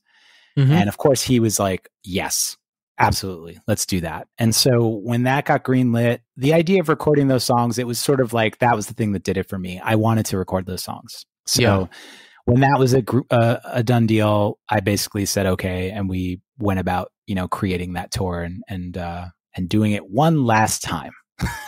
Yeah. I think I look at you guys as an example of like the perfect way to do things. Like the one show the 2 shows in 2006, we come back for like just the right amount of shows in 2012. And I think a couple in 2013, right? We don't do a whole album. We record the 2 songs we have left. I think you guys did everything perfectly. I feel like it was great. And I feel like the last show on that tour, which we decided to do in London, which was also sort of a weird left turn. I think people wanted the last show to be in New York, but London is very much a part of Texas's story. Like, we really bonded over British music. That was yeah, we were all like New York hardcore kids, but if you asked us what else we were listening to at that time, it was the Beatles, it was Oasis, it was the Verve, it was, you know, it was like, these were the types of Spiritualized was a big one. Like, there was a lot of stuff that we were just like into that I think you can hear like on a song like Every Little Girl's Dream. Like, that was definitely moving into a place that was beyond what we were doing before. and maybe a little more telling of what we were interested in at the time of breaking up. And so doing a last show in London sort of actually felt perfect for us. And it was an amazing show. Like, people, I remember after the show, the lights went up and I looked out into the audience and people were crying. And I was just like, fuck. It was incredible. Plus, last show in Europe again, right? It was also weird. Although we did come back in 2016 to play the John Bunch Memorial Benefit. And that was sort of just a no-brainer. We weren't going to say no to that. I wasn't going to say no to that. Yeah, you have to play that. Yeah. I mean, yeah. So you guys weren't aware of the legacy you had, even with the internet and MySpace and Facebook and everything else? I mean, sure, there's an awareness, but there's a sort of difference between being aware and seeing something unfold. And that's just like Antimatter. I have an awareness that people loved it. I have an awareness that, you know, I get asked twice a week is, you know, about something Antimatter related. I had that awareness. And so there was a piece of faith that relaunching Antimatter would yield a good result. Mm-hmm. But I was not prepared for the amount of support that I received immediately in the first 48 hours. Like, fucking shocked. As shocked or maybe more shocked than when, you know, Texas sold out Irving Plaza 2 nights in a row. Yeah. Because this was a fanzine. You know, I get that people love bands, but fanzines? Yeah, that's true. Yeah. So, I mean, but, you know, at the same time, there's something about that makes sense to me because I think I mentioned this in I think I tweeted from Texas's Twitter account something to Antimatter, and I said that Texas, we used to joke how we're the only band that we could think of, and really to this day, the only band that I've ever seen where the flyers for their shows had ex-members of a fanzine. Like that's how much the Antimatter draw had, that it was like ex-members of Shelter, 108, Fountainhead, Antimatter. Yeah, that's got to be a first. And yeah, I don't know anybody else who's done that. So, but it makes sense because people were very passionate about the zine. Again, I had that awareness, but when you see it play out, it's just completely fucking humbling. And it just, yeah, I'm still sort of a little bit at a loss for words. So we know you're in Thursday now, which is awesome. Another combination of bands that when I heard it happened, I was like, yes, great. One of my favorite guitarists of all time in Thursday now, who is just modern legends. So when did that come about? How did that come about? Well, I always qualify that I say that I'm a touring member because technically Tom is still a member of Thursday, but everyone has different capacities for what they can do and can't do at the moment. So when I came into the picture, it was because there was a tour that they were doing about 2 years ago that Tom couldn't do. And so Frank Iero from My Chemical Romance was going to do it. And one day I was sitting at home and Thursday's manager, Paul, so at this point I'd actually played with Thursday once. We did a couple of songs for this web stream that they did during the pandemic, streaming event or whatever it was. And so I'd already learned a couple of Thursday songs and played with them, and it was fun. And it was like, this is cool. They did like a bunch of guest guitar players on that live stream. And so like we had that connection already. So one day I was sitting at home and their manager, Paul, calls me and is being super weird and cagey. And he's just like, so, did you quit your job? And I was like, yeah, I did. And I really had just quit my job about a month ago. And I really was planning on just chilling out for a while. And he was like, okay, so like, just like theoretically you could maybe like do something if you wanted, like next month. And I was like, okay, sure. What are you talking about? He's like, well, I can't really say right now. And so I got off the phone with him and that was weird. So I think I called somebody in the band and was like, what's going on? And so then what had happened was Frank was doing something around his house and he was on a ladder and he fell and broke both his wrists. Oh, and I guess he was at the hospital and he was trying to figure out what exactly the prognosis and or healing time was going to be. And he was freaking out because MyChem had all these tours and he was like, fuck, what about the MyChem shit? So he's freaking the fuck out. And sure enough, he has to get cast, he has to get surgery, and it's like a big deal. He's going to make the MyChem tour, but there's no way that he can make the Thursday tour. So they were basically just like, hey, is it possible to learn like 15 Thursday songs in the next like 2 weeks? Oh my God. And I was like, shit. Hey, look, this is sort of like what I was talking about earlier with hardcore, right? Like when people are in a lurch and they need you, hardcore kids come through. And I was like, okay, fuck it. I'll do it. I'll figure this out. Just bear with me. I'll try my hardest. And so, yeah, that's just sort of what happened. I did it. And we went on tour and it was a great tour. And I started getting more and more comfortable with the songs and with playing it. And the chemistry was just really great, personally and musically. And honestly, I had this realization about touring, which was that, if you had told me, or if you had asked me before playing with Thursday that whether like how I felt about touring, the answer I gave you always, invariably, I hate touring. I fucking hate it. I fucking hate it. I love touring now. I'm realizing that whatever it was, there's so many different variables of touring, but these variables work for me. The people, the shows, the music, the relationships, playing with these guys, I just feel completely safe. And we look out for each other, and it's really like, it feels great. And so I just have nothing but love for those guys. And I've told them that, as long as they need someone, I'll be there for them. I love that. Man, what did you say? 16 songs in 2 weeks? Something like that. It was a lot. Was that nerve wracking? Yeah, I would have been freaking out because the band I'm in now, I had to learn, I don't know, 6 songs, but I had like 2 or 3 months to do it. And I freaked out at that. So, I mean, I've done weird shit like this before. Like I tried out for the Foo Fighters and I learned, I think, 8 or 10 songs in 2 days. Wait, you tried out for the Foo Fighters?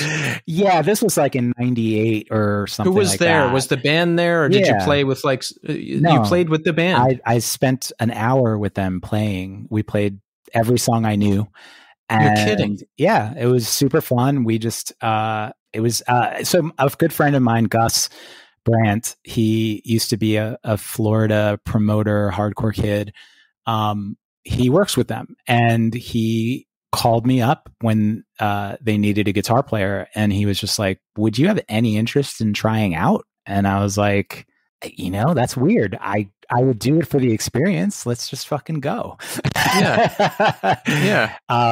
And so I did, and it was a fun experience. It was cool to play with those guys. They were all really super talented and fucking gracious. How many songs did you play? I mean, yeah, like every song I learned. So I'm pretty sure it was like 8 to 10 songs, something like that. Yeah. Yeah. But their songs are a lot easier to learn than Thursday songs because Foo Fighters songs are verse, chorus, bridge, chorus. Right. Like I watched, I saw a video you posted of like one part of a Thursday song, and I was like, oh my God, that looks really hard. So when I joke about this, I still have it, a piece of paper that, I tried to write down the arrangement to Paris's Flames when I was learning it. And I wound up taking up the entire piece of paper. Like there were like 14 parts to it. And I took a picture of that piece of paper and I texted it to Steve, and I was like, what the fuck is wrong with you? So that was the hardest part. The arrangements are really tricky and they're deceptive. There's parts that you wouldn't, like when you hear it as a listener, it just registers to you almost as like verse, chorus, pre-chorus, maybe a bridge here, maybe an outro there. It doesn't register to you as the listener as being that many parts, but when you're playing it, it really is that many parts. So it was a challenging situation, but it was great too because my respect for the band just went up the roof. I was just like, this is really thoughtful, creative, cool music. And, it's fun to play music that I didn't write because it allows me to get into a different headspace. And now it feels like it's part of my musical language. Amazing. Yeah. Yeah. I love that you're touring with that band now. It's a great pairing. And you know what? I'm not surprised you got it done because I first noticed this during the 2012 Texas is the Reason run. Like you and that band were a big influence on my guitar playing. So I would watch you to see what you were playing. And I was like, wow, you are really carrying a lot of guitar weight in Texas. Like right. I didn't realize how intricate it was until I watched you play it live and remembered it. There's definitely a lot of things going on. It's actually funny because Tom, the guitar player on Thursday, like he's literally, when I started learning the songs, he said to me, honestly, I was very influenced by you. So you're going to probably see something. And they're definitely and I've been saying, the joke is that now I'm basically paying for my sins as a guitar player because, I really did do a lot. Like the guitar parts in Texas, I almost wanted, I feel like it'd be cheesy, but there's a part of me sometimes where I'm like, I want to do guitar run throughs just like on YouTube or something, just to let people see what is actually being played. Because every time I see someone playing it, or every time I hear a cover, or like a new cover version of Back and to the Left just came out this week, and I was listening to that and I was like, it's cool. And you know, it may not even have been their intention to hit all of the little idiosyncrasies that I think kind of make that song what it is, but like there's so much to it. The closest anyone has ever come to playing Texas Is the Reason, like spot on, was this band from Japan. I saw their video on YouTube and I was like, oh my God, this is psychotically on point. and just like, and that made me very happy because I was a very psychotic guitar player. I did feel like I had to play like 6 parts at once. And as a result, like those songs are very difficult to play. Like they would hurt my hands. And so when I started playing in Thursday, the first tour that I did, I remember after shows going into my bunk and being like, oh my God, my fucking hands hurt. Yeah. And it was really like, it was like, I'm paying for my sins. I've like somehow like, you know, if I influence Tom in any way, I'm fucked. Yeah, because when you hear Texas songs and Thursday songs too, but Texas, you know, it just sounds like it sounds somewhat simple, but when I watched you playing those songs, I realized everything I wasn't hearing, and I was just seeing all the movement you were doing, and I was like, good Lord, look at that. And that was the point. And that's what I appreciate about Thursday at the end of the day, punishment or not, is that the songs are very deceptive. They sound much simpler than they are. Right. In our last moments here, let's circle back to Antimatter. We want to tell people, well, let's give them everything, Norman. We want to know where we can see you, and we want to know where we can hear you. We want to know where we can read Antimatter. So Antimatter just relaunched. The first article is up on Substack. Yes. Yes. So that is at antimatter.substack.com. And then I'm really only going to be on socials through Instagram. So that's at antimatter.zine. And that, you know, that's already becoming like a pretty cool community. And I'm psyched about the community that sort of exists on Instagram, and how it's moving back and forth with the Substack. And so, you know, that's going to be my focus now. You know, like I sort of kind of accidentally made a new job. But I'm happy about that. And I want to expand it. And as the support grows, hopefully, you know, if we can continue to get the same rate of paid subscribers who want to support this project and you know, want to see it grow, that's what I want. I want to use these resources that the readers are providing me with to pay photographers, to maybe create video content, to, you know, I don't know that there's a podcast in the works because, like I said, I think that that's maybe not my wheelhouse, but who knows? I would ultimately like to expand it in any way that I can expand it, because I do now feel like Antimatter is a part of Hardcore Story. And I want to be able to give this part of it back. I love that. Yeah. Yeah. And you never know what's going to happen. If you asked me in 2019, do you think you'll ever do a podcast? I would have said, hell no. But here we are. Right.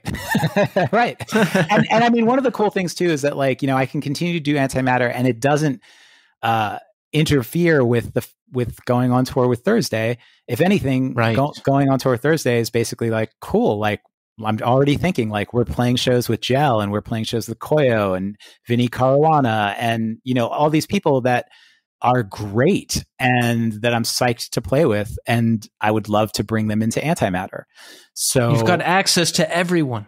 Yeah. I'm in a good position again to be able to do this with the new generation and with the old. I want to make sure that connective tissue remains. I want the newer kids, the kids who are coming in and, you know, the brand new Flat Spot Record kids and the Triple B kids, I want them all to like go back and be like, yo, you know, actually the Mob was pretty good, you know, or whatever crazy hardcore band. I mean, I'm a big Kraut evangelist. If you want to listen to 80s hardcore, Kraut was, you know, by far like one of the best bands to come out of that scene.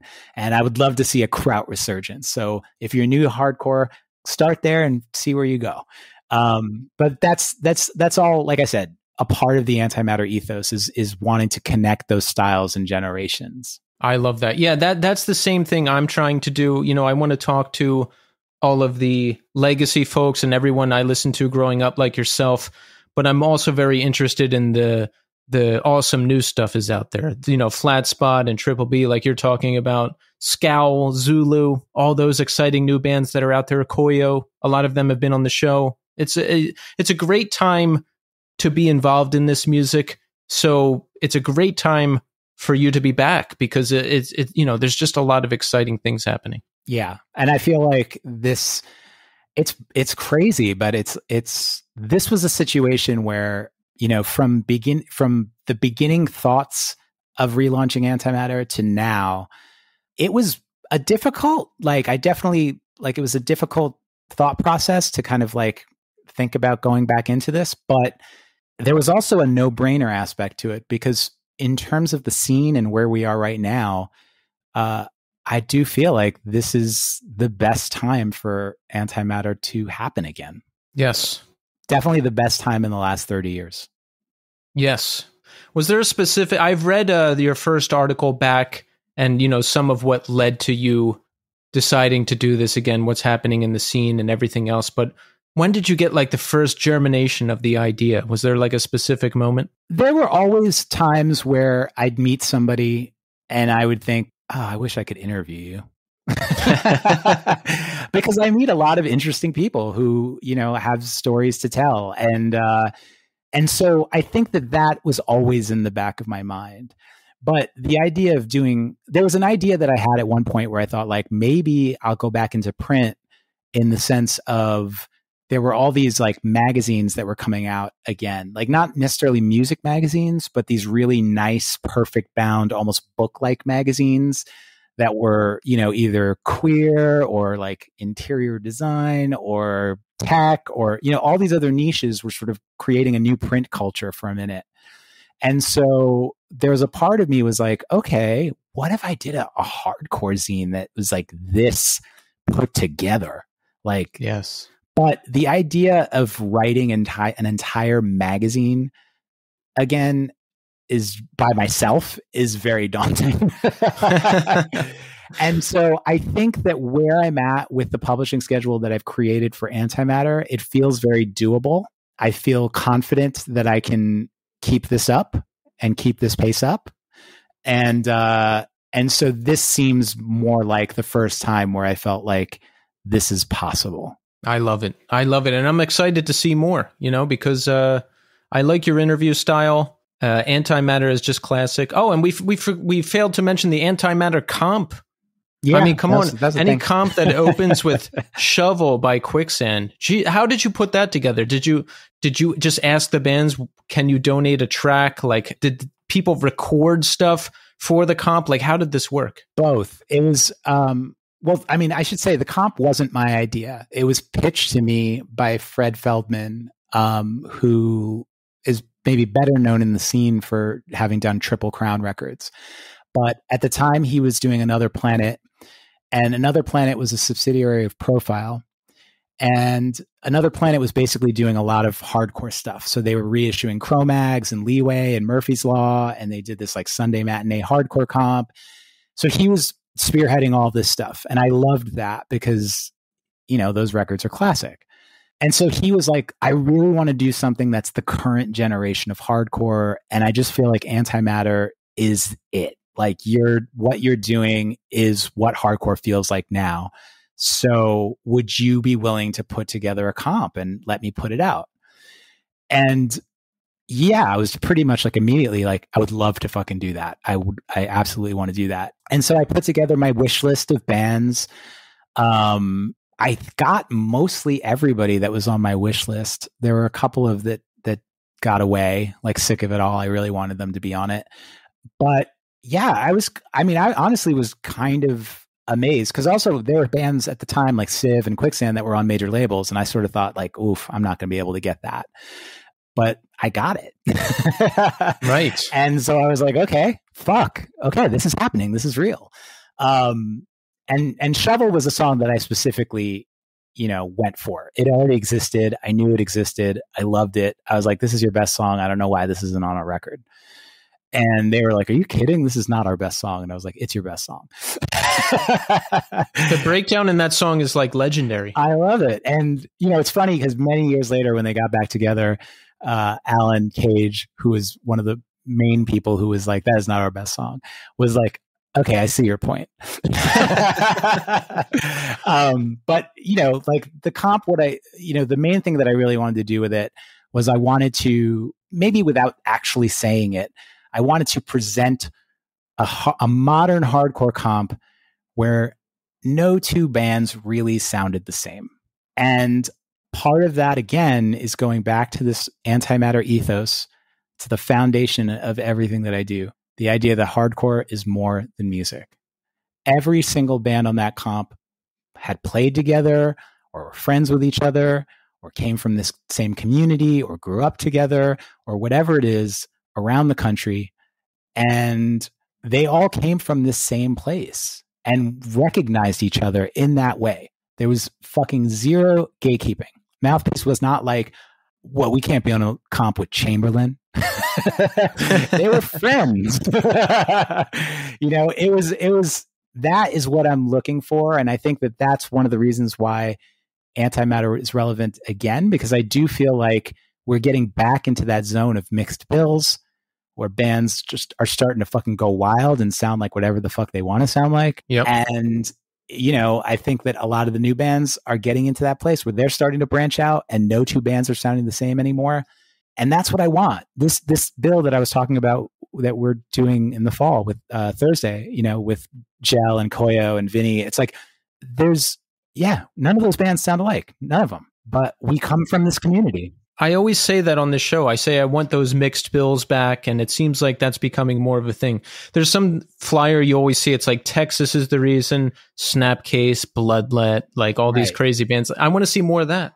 Yeah, and those shows were great. I mean, I always talk about a show in Vermont that Texas played with Madball, and it was, I don't remember who opened it, but I remember it was Texas and Madball. We were like the draw, and it was an awesome show. And I remember hanging out with Madball at the merch booth, and they were like, "Yeah, and I love what you guys are doing." And it was like, "Great, we love you. You do." It was. That's hardcore. Like, we just respected each other and we knew that we came from the same place and that whatever we were doing was real. And so that's so important to sort of keep in sight. It's so important not to let people segregate the community in any way. We got to stay together. It's got to be a fucking united effort. That's fucking, how many hardcore songs have been about that? if we can't learn that, then we can't learn anything. Exactly. Well, I'm excited, so everyone out there, Antimatter is back. We can subscribe to Norman and we can support him financially. In addition to reading all the great stuff he has to offer, we can see him out on the road with Thursday, and we need to do those things, right, Norman? Well, if you want to, but we have to. We just have to. I always say, if you see the value, let me know it. There you go. Well, Norman, I just want to say thank you so much for taking the time to come on the show. And, like I mentioned earlier, you've been a big influence to me with your bands throughout the years and in my own musicianship. So I just want to thank you so much for everything you've done, everything you're doing, and thank you for taking the time to come on the show and talk to me. I appreciate it all. Thank you so much.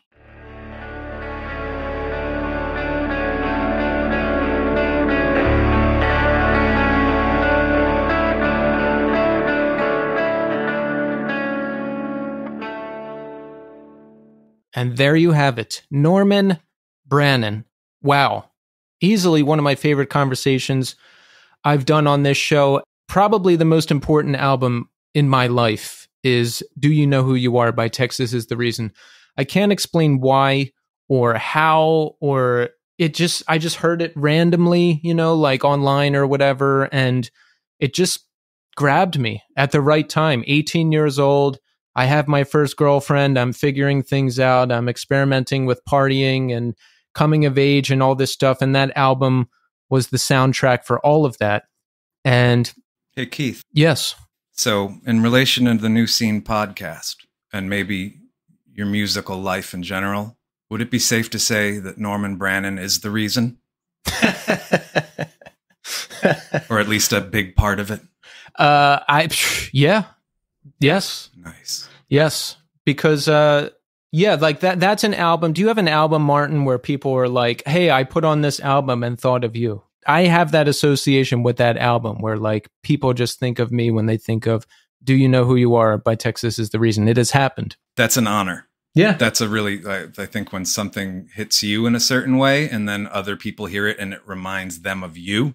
Yeah. That's an honor. That's a beautiful thing. Yeah. So, getting to ask him the questions I was curious about in terms of Texas, him saying that there was like 26 major labels at the time and all 26 of them. You've got 28 offers. Yeah. You got 28 offers. That was crazy. And just there was some details about the breakup and everything that I hadn't heard before.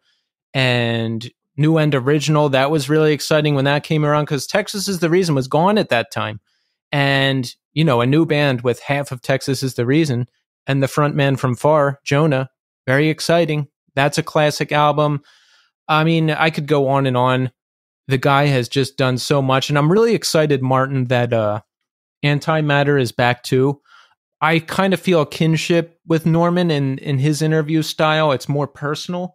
I don't focus on like music or recording or not all the time. Not so much. I'm very interested in the people personally, and I know Norman is too. And I'm very glad that Antimatter is back and that it's a print publication and like not just a podcast. No offense to podcasts because I am one, but when I research guests, I like to read print because I don't know, it's easier for me to just pick out what I need and it doesn't spoil the conversation. Like when I talk to somebody, I want to hear their voice for the first time. I want to discover their personality for the first time. So if I listen to another podcast, it's almost like I'm spoiling it for myself.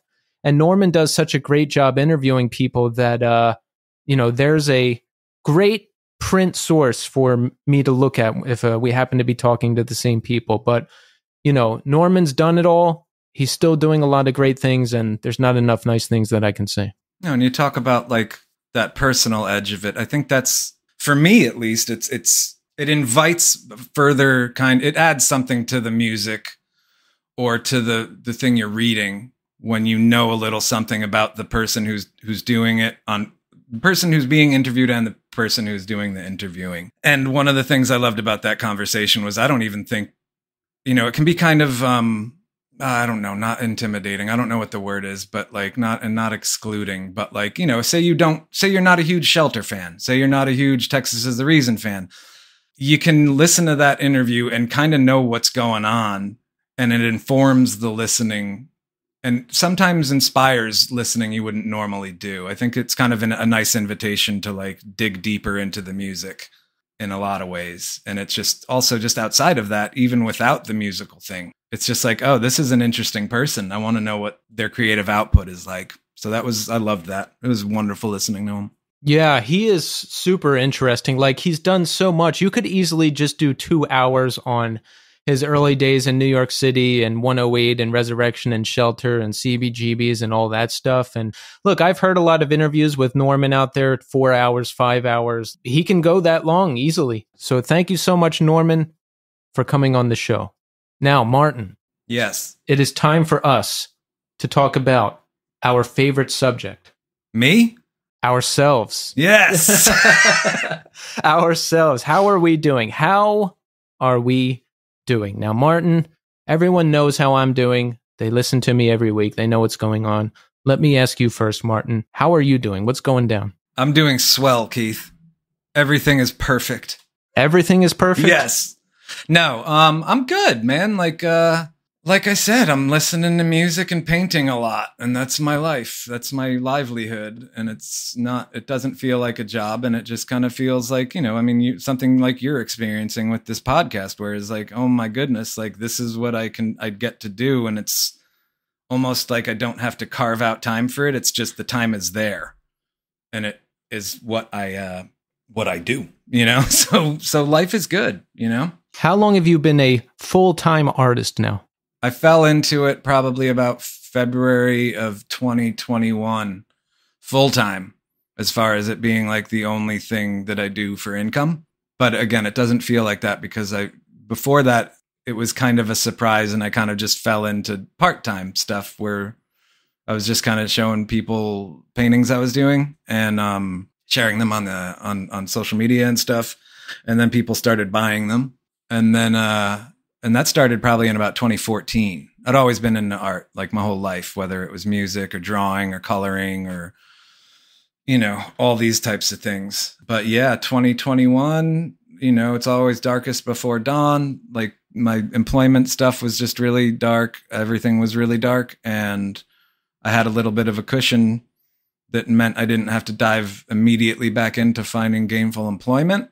And painting started to sell, and I started to do a little bit of work in the sense of like finding places to have shows of my paintings and getting involved with things like that and taking commissions. And now here we are, you know, 2+ years later, I guess. And I paint every day and it doesn't feel like work. It feels like I paint and the bills get paid and everything is cool. Doesn't it feel like a cheat code for life? Because I think about you, Martin, because, you know, I'm not painting all day, every day, or just doing exactly what I want to do. But my day job, I really like my day job. I get to work from home. I get to make my own schedule. And that doesn't mean, you know, I'm taking days off and stuff. But I mean, like, I can kind of schedule my day how I want it to be. I can do the bursts of work when I want to do them. If I'm not at a client thing or if it's not a really busy day, I can structure my day how I want. And when I think about that, I'm just so happy because I used to have to drag my ass into an office in Manhattan every day and back. And when you do that, you're just exhausted. And you know, you did that for a minute. You hated it. I mean, there was a lot of other things at work. Yeah. I think, you know, I mean, we were kind of in and out of the pandemic at that point, and there was wild things like the January 6th thing going on, and just there was just it was a high anxiety time, I think, for everybody, but also it was something new to me as far as, you know, navigating that kind of world where you have a job where you need to get a haircut at once a month and you can't wear sneakers, and, you know, and there's like a sales aspect to it. In a sense, I don't really want to go too far into it just because it's like so subjective from my point of view, and I could easily fall over the line into like, fuck that place. So, but it's the kind of thing where, you know, I look at like when I started that job, which was the first time in a while that I'd had a 40+ hour a week job that I was very well compensated for. But you know, when I look at my website in 2020, I think I finished like 8 paintings. And in 2021, that number went up to like 70 or 80. So it's the kind of thing where me taking a little break to see what would happen and just really to do something I love doing and to like kind of, you know, recover in a way, just kind of take a break from, and that filling the role of providing financially was, it's still something I don't understand, or like I try not to think of too much because I don't want to jinx it. It's inspiring though. I think about you often because that's the dream. You are home. You get to paint awesome paintings, which is what you enjoy doing. And people give you money for those paintings and you pay your mortgage and bills.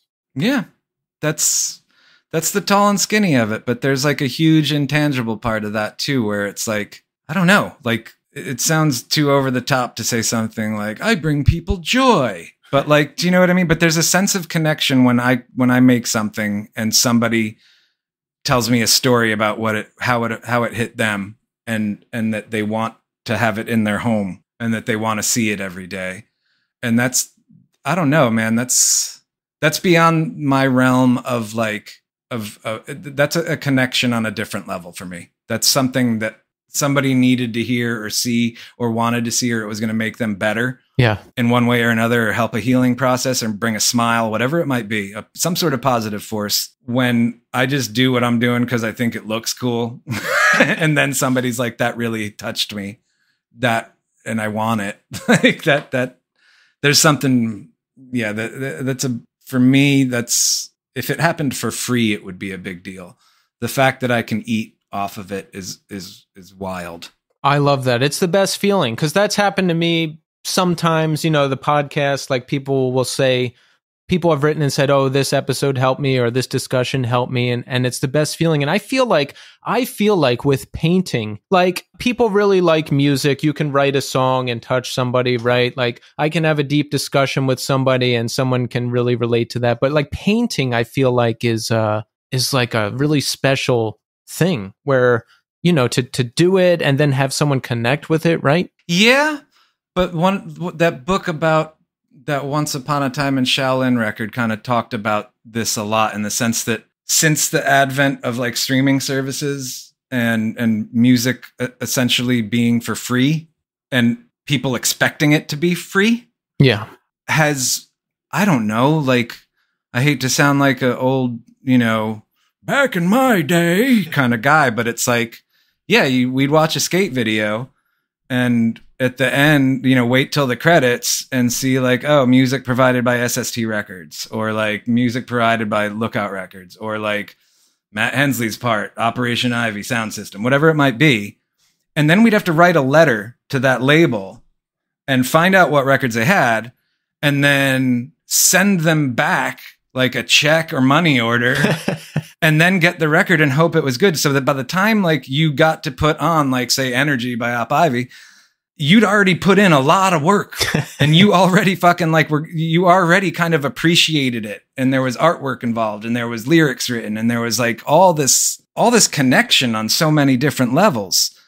And now it's like, I mean, I do it too. Like I can't, I'm not a purist. I don't buy records. I don't buy CDs. I have, you know, I barely have I have a tape deck and there's a record player in my home, but 99.9% of the time I'm listening to streaming services. Yeah. And that's why, like, when you say like, what are you listening to recently? Like, I can't really say like, oh, this band or that band, because I just, like you said, like I'll put on Gang of Four and then it'll like say like radio based on Gang of Four. And I'll be hearing a lot of stuff that I don't know when it's from. I don't know where it's from. I don't know like who it's affiliated with, but I like it. Yeah. But it used to be that if I was playing something, I could tell you everything about it. You know, I could tell you like what the lyrics were and what you know, I would have read articles in magazines or zines about it. And nowadays it's kind of like the attention span is so much shorter and the actual product feels disposable. Right. Which is a travesty if you ask me. But I feel like, yeah, I don't know. I don't think that painting or visual art is any more important or less important than music. I think it just depends on the person and it's very subjective. And I try to remind myself that if I dig a little deeper into whatever it is that I'm like, you know, whether it's a book I'm reading or a song I'm hearing or a painting I'm looking at or whatever it might be, a movie I'm watching, that if I look a little deeper into it and just don't go like, oh, that was cool, next, like that I'm going to get more out of it. That the experience is going to be more beneficial to me and I'm going to appreciate it more and I'm going to like, it's going to benefit me more. That's a good point. Yeah. So Martin, you were a musician at one point in your life and now you have the rarer story of you were a musician at one point and then you stopped doing it. And I have this correct. Yes. So far. Okay. So now you don't miss it, right? I don't anymore. I mean, I miss being 25, like a little bit, but not much. Like, you know, like I said, like creative output has always been something that was going on in my life that I feel like needs to go on. And the music, you know, was the lion's share of that creative output from when I was probably about 14 till I was about 36 or 37. Yeah. And it shifted like when in I think 2014, I didn't want to be in a band anymore, but I didn't know what else to really like dig into. So I played like a backyard barbecue in a couple cafes, a show at Videology that was kind of like me and my friend Brendan and my friend Greg. Like Brendan's an animator, Greg's a writer. So we just did kind of a hodgepodge, like, oh, I'll play some songs. Brendan will show some of his animations and Greg will do a reading of some of his music. I'm sorry, of some of his writing. And it just wasn't enjoyable. It felt way too much like, hey, check me out. look at me, like I'm playing a guitar and singing. And like, there was no one there to share the either the glory with or shoulder the blame with. It was just me. And I don't know, it just did not feel right. It didn't feel like a band. It didn't feel good. And right around when I was experimenting with that, I was also experimenting with painting, and that just felt a whole lot better. And when I was done with a painting, or when I was done with a handful of them, I could, I don't know, say, ask Coffee Labs in Terrytown, like, hey, can I put my paintings up here? And they'd be like, yes. And then I'd put them up and I'd leave. And I didn't have to like worry about whether I played that painting good and if those people liked it or why they're not clapping. It was just like, yeah, I'm out. I'm gonna start painting more stuff now. Yeah, you know what? Now that I think about it, it suits your personality perfectly, because you just show up, you put up the paintings, and you get out of there. And I'm similar. Like there was a couple years between my last band and the one I'm in now, and that's when this podcast started. And that's perfect because I talk to one person at a time, and then there's no camera. And when it's done, I turn it off and I walk away, and I can just sit and edit with it. And there's a performative aspect to it. We're doing it right now. We're doing it in real time right now. But it's way more kicked back, and it doesn't, how to say this? There's not as much pressure involved in it. And it feels like there's less thinking about what other people are thinking in it. In what I do and in this podcast, it's like we're having a conversation. You have conversations with people whose creative output you respect and love and all that and this kind of thing, and that feels good. But for me, you still play in a band, and again, there is an aspect of it that I miss, that camaraderie and that feeling of 3, 4, 5 people performing and creating something larger than the sum of its parts, in a sense, and affecting people in a certain way. Like you said, like how Texas is the reason how that record affected you and how it made other people think of you. Like that's incredibly powerful and incredibly personal and just, I don't know, it's like a connect. I don't know. It's almost a spiritual thing in the sense that it's hard for me to get words around it, or I can't hold it and say it's this, it's this very important force, but I don't know. It just kind of, perhaps some, these things have an expiration date. And for me, the expiration date came up, and thankfully I was, at the time when I got really into painting, I was doing that chalk stuff in the woods too. And it just kind of, everything flowed very organically and very naturally into okay, you're not doing music anymore. Now you're doing visual art. Now you're painting, and that's been treating me good. Tell the people about the chalk drawing under the bridge, because you're kind of a local legend for that, and that's sort of how you got started, right? Yeah. I was staying with my parents after a particularly dark part of my life, and one of the things I was doing to kind of try to get my head and heart and everything back into some sort of working order was just walking around in the woods a lot. And there was this the Pecanico River runs through this section of the woods near my parents' house, near my house now too, where I live now in Sleepy Hollow. And there was just this cool little triple arch bridge that went over the river. And on one side of one bank of it, there was a place where high school kids would go and smoke weed and drink 40s and stuff like this, and some crappy graffiti on the walls. And I'd go down there just because it was right on the river and it was really beautiful and really, for lack of a better word, serene. It just was a cool spot. And I just brought some sidewalk chalk up there one day and started kind of messing around. And that led to filling up a 9 by 15 foot wall. And then that led to my friend Ryan saying hey, we should have an opening. And then we had an event in the woods. It was really fun. And at the end of it, I'd made a bunch of water balloons for everybody, and we kind of went firing squad on it. Kind of the chalk was, at the beginning of it was sort of an exercise in impermanence, doing it in chalk so that it was understood, this ain't going to last, but the process is what's important. Yeah. And again, that, that was one thing of many that were in place and continue to be in place that it took me out of a really fucking dark place, a very dark downward spiral, and have put me back on on an upward trajectory. Martin, at one time you were on Revelation Records. Yes, Pitch Black put out 2 LPs on Rev. And one of those like hashtag signs moments from that text I sent you earlier, our first LP, number 113. No.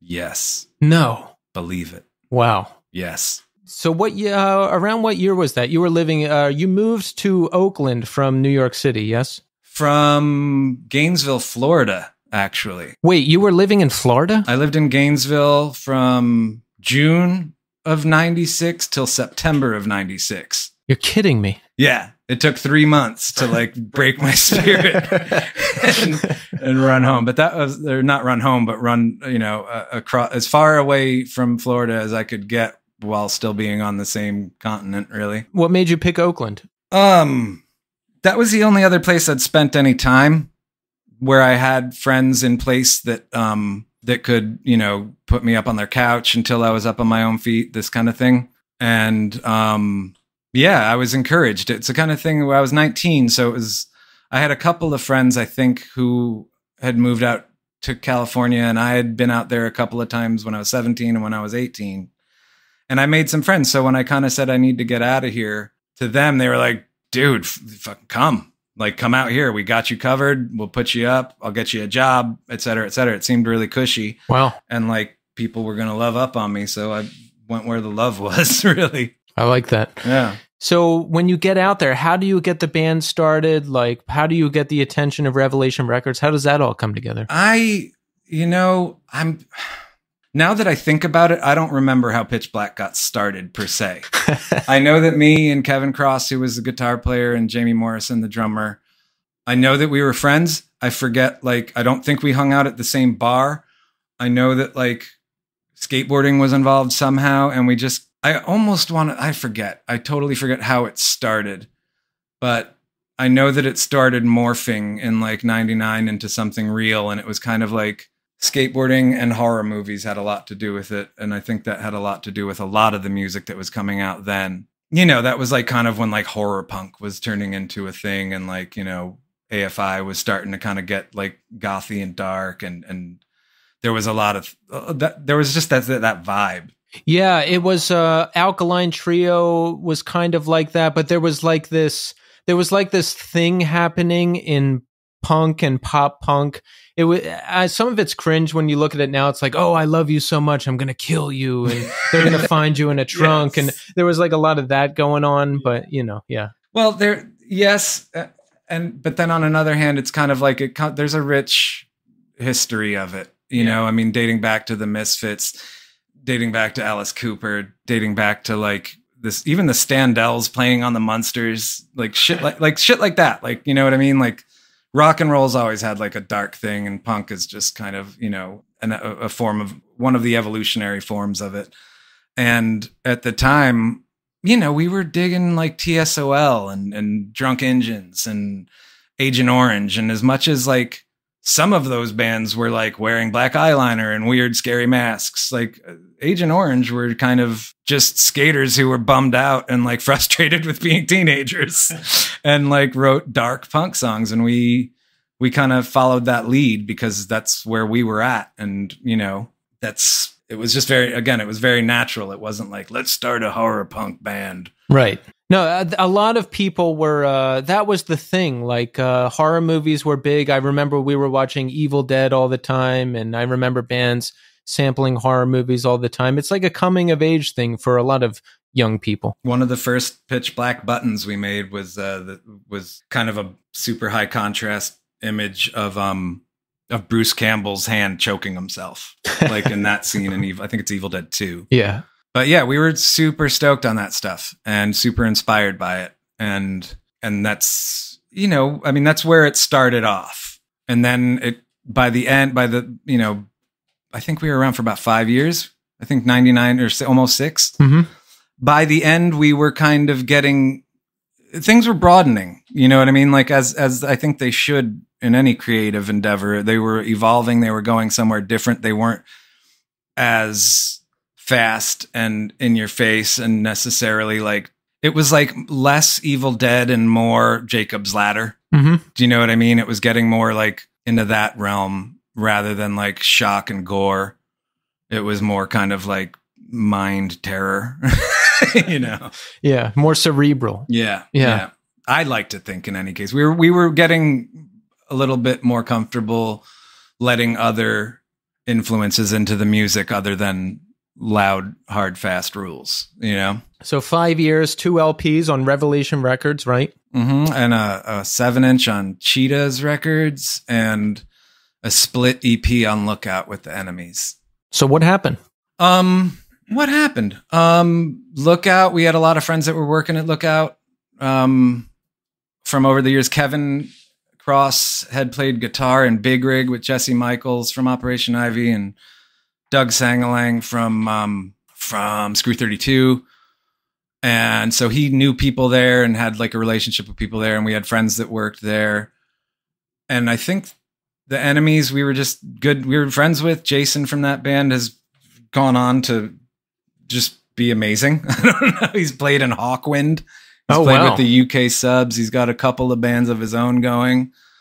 Mike from that band ended up playing touring guitar in Green Day for a couple years. Oh, wow. Yeah. That was him. Yeah. Oh. And Dave Ed from Neurosis was playing bass there at the end of their run, I think. So we were all buddies, and we were both in a position where we wanted to put something out. And we talked, I forget how like Lookout came in, but they were interested. So we put out an EP, recorded that stuff with Paul Miner down at For the Record Studio, Paul Miner of Death by Stereo. And yeah, Kevin had we all had a lot of friends in the scene because we were always playing music or at shows, or our roommates were in bands, et cetera, et cetera. But Kevin had played in Nerve Agents as well. So he had like kind of a lot of friends in the hardcore scene. And that's what kind of led to Rev picking us up probably around 2002. I think the first LP came out in 2003. So that's how that came about. Was I think Nerve Agents were on Rev. How did the band end? Badly. Not horribly. A lot of it had to do with I think me being, you know, maybe immature is a good word for it. Maybe addicted to a vast array of different things like had to do with it.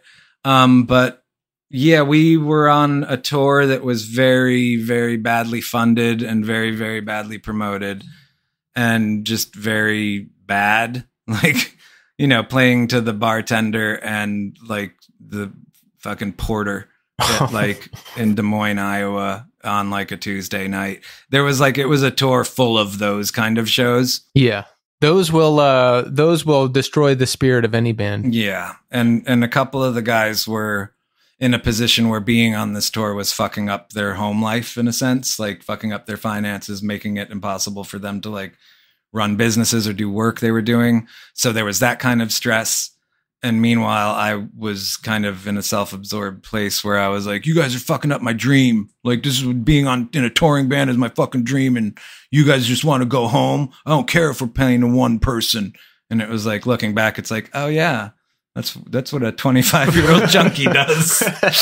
But yeah, like I think towards the middle of one of the tours, the keyboard player at the time, lovely human being named Jeremy Goody, who's still making a lot of music and producing a lot of music, recording a lot of music out in Oakland. He had flown home from Albany, I think, and we had a show booked at CBGB's with Temper, who we were on tour with, and I forget who else played. And we played that show, and it kind of ticked a big box for us of like, we played CBGB's. I think it closed down within a year after that. And then the decision was made, like, let's just drive home. And I took it real hard. And when we got back, you know, I think Jamie had been like, oh, so like a couple days had passed. Oh, when are we going to practice? And I was like, oh, when you start a fucking band, like again, like it's something that I feel bad about, but yeah, we've had discussions over the years and it's all been, it's all water under the bridge. Yeah. And when you're young, you don't, well, all right, let me keep it on me. When I was young, I didn't know how to do anything correctly, especially interpersonal band relationships. And, I probably said things that I shouldn't have, or did things I shouldn't have done, or was a little too harsh when it came to leaving or that type of thing. And I don't know, that's just the way I handled shit, but not a good thing to do. But hey, I guess I didn't know any better. nothing that I'm proud of, but it's what I knew how to do then. And it's like, obviously in the 20 years that have elapsed since, there's, I've got different values and different ways of conducting myself. And there's definitely a lot more grace in my life in a lot of different ways. Yes. And, at the time, though, I thought like being a shitty person was like a badge of honor in a sense, like in a lot of different, not entirely. I wasn't like walking around kicking babies in the face or anything weird like that, but like having the opportunity to be like, like, fuck you, this band is over. Like that was appealing at the time. Oh yeah, like the affected drama and all that shit. Like I used to be into that too. Yeah. Yeah, and it's again like that's why I used the word immature earlier. It's something that at the time was like seemed like a cool way to be. And now looking back, it's like, oh, being a dick to like people who are essentially like your brothers, that's a cool way to be. It's like, no, it's actually not at all. Right. But yeah, but both of them ended up doing a lot of cool stuff. Jamie started a band with Dave Ed and Larry from the Ricketts called Jesus Fucking Christ. They were pretty brutal and awesome. I love that name. Kevin carried on making a lot of art, and I think he's got a YouTube channel and making music. I think he's out in Portland. But we're all connected, like with like there's that bond that comes with, I think, going into a creative endeavor with other people and being in a van with other people in a small room playing and letting that kind of stuff flow, that there's a certain kind of connective tissue that's formed that in our case has, it'll never, we're not in touch a lot, but it'll never really break. I have a feeling it's the kind of thing that when we're in the same room again, at some point, it'll be like, oh yeah, not a day's gone by. I like that. So you've done it all at this point. East Coast punk, West Coast punk, back to the East Coast, full-time artist, living the dream now. The dream is being lived. I love it. I love it. So Martin, now a reminder to everybody out there, Martin is a very accomplished full-time artist, and you do commissions, shows at restaurants and coffee houses and galleries. I mean, you're doing it all, right? I say yes to lots of things, especially things I haven't done before. And I think that's been serving me really well for the last couple years. So Martin, if we want you to commission a piece for us or fill our gallery or other space with all of your wonderful art or new art that you're creating, how do we get in touch with you? What's the best way? I have a website. I have social media. I'm on Instagram and Facebook, and both of those are just my name. That's MartinMunroe. Website is martinmunroeart.com. And yeah, just the regular channels, email, like there's contacts throughout all those. And I'm open to, like I said, like pretty much to discussing anything and trying anything at least once, and again, just looking at things I haven't done as a challenge and as like a potential learning experience versus being like, no, I don't fucking do that. Well, Martin, I want to thank you so much for coming on the show. This was awesome. And listen, as also a former mess, out there raising hell and causing myself lots of trouble. Former. You've helped me out a lot over the past 6 or so years. And I don't need to go into all the details, but I know, we know. So I want to thank you for that. I want to thank you for being a great friend. And I want to thank you so much for coming on the show. And I just want everyone to know that is a two-way street and that the feeling is mutual. So thank you, Keith. There you go. That's it for this week. We are going to end the show with a brand new, unreleased track from Curse the Knife. Curse the Knife is an alternative shoegaze band on New Morality Zine. They have a new album called There's a Place I Can Rest that comes out September 8th, and this is a brand new song. It's called Big Ol' House, and I dig it.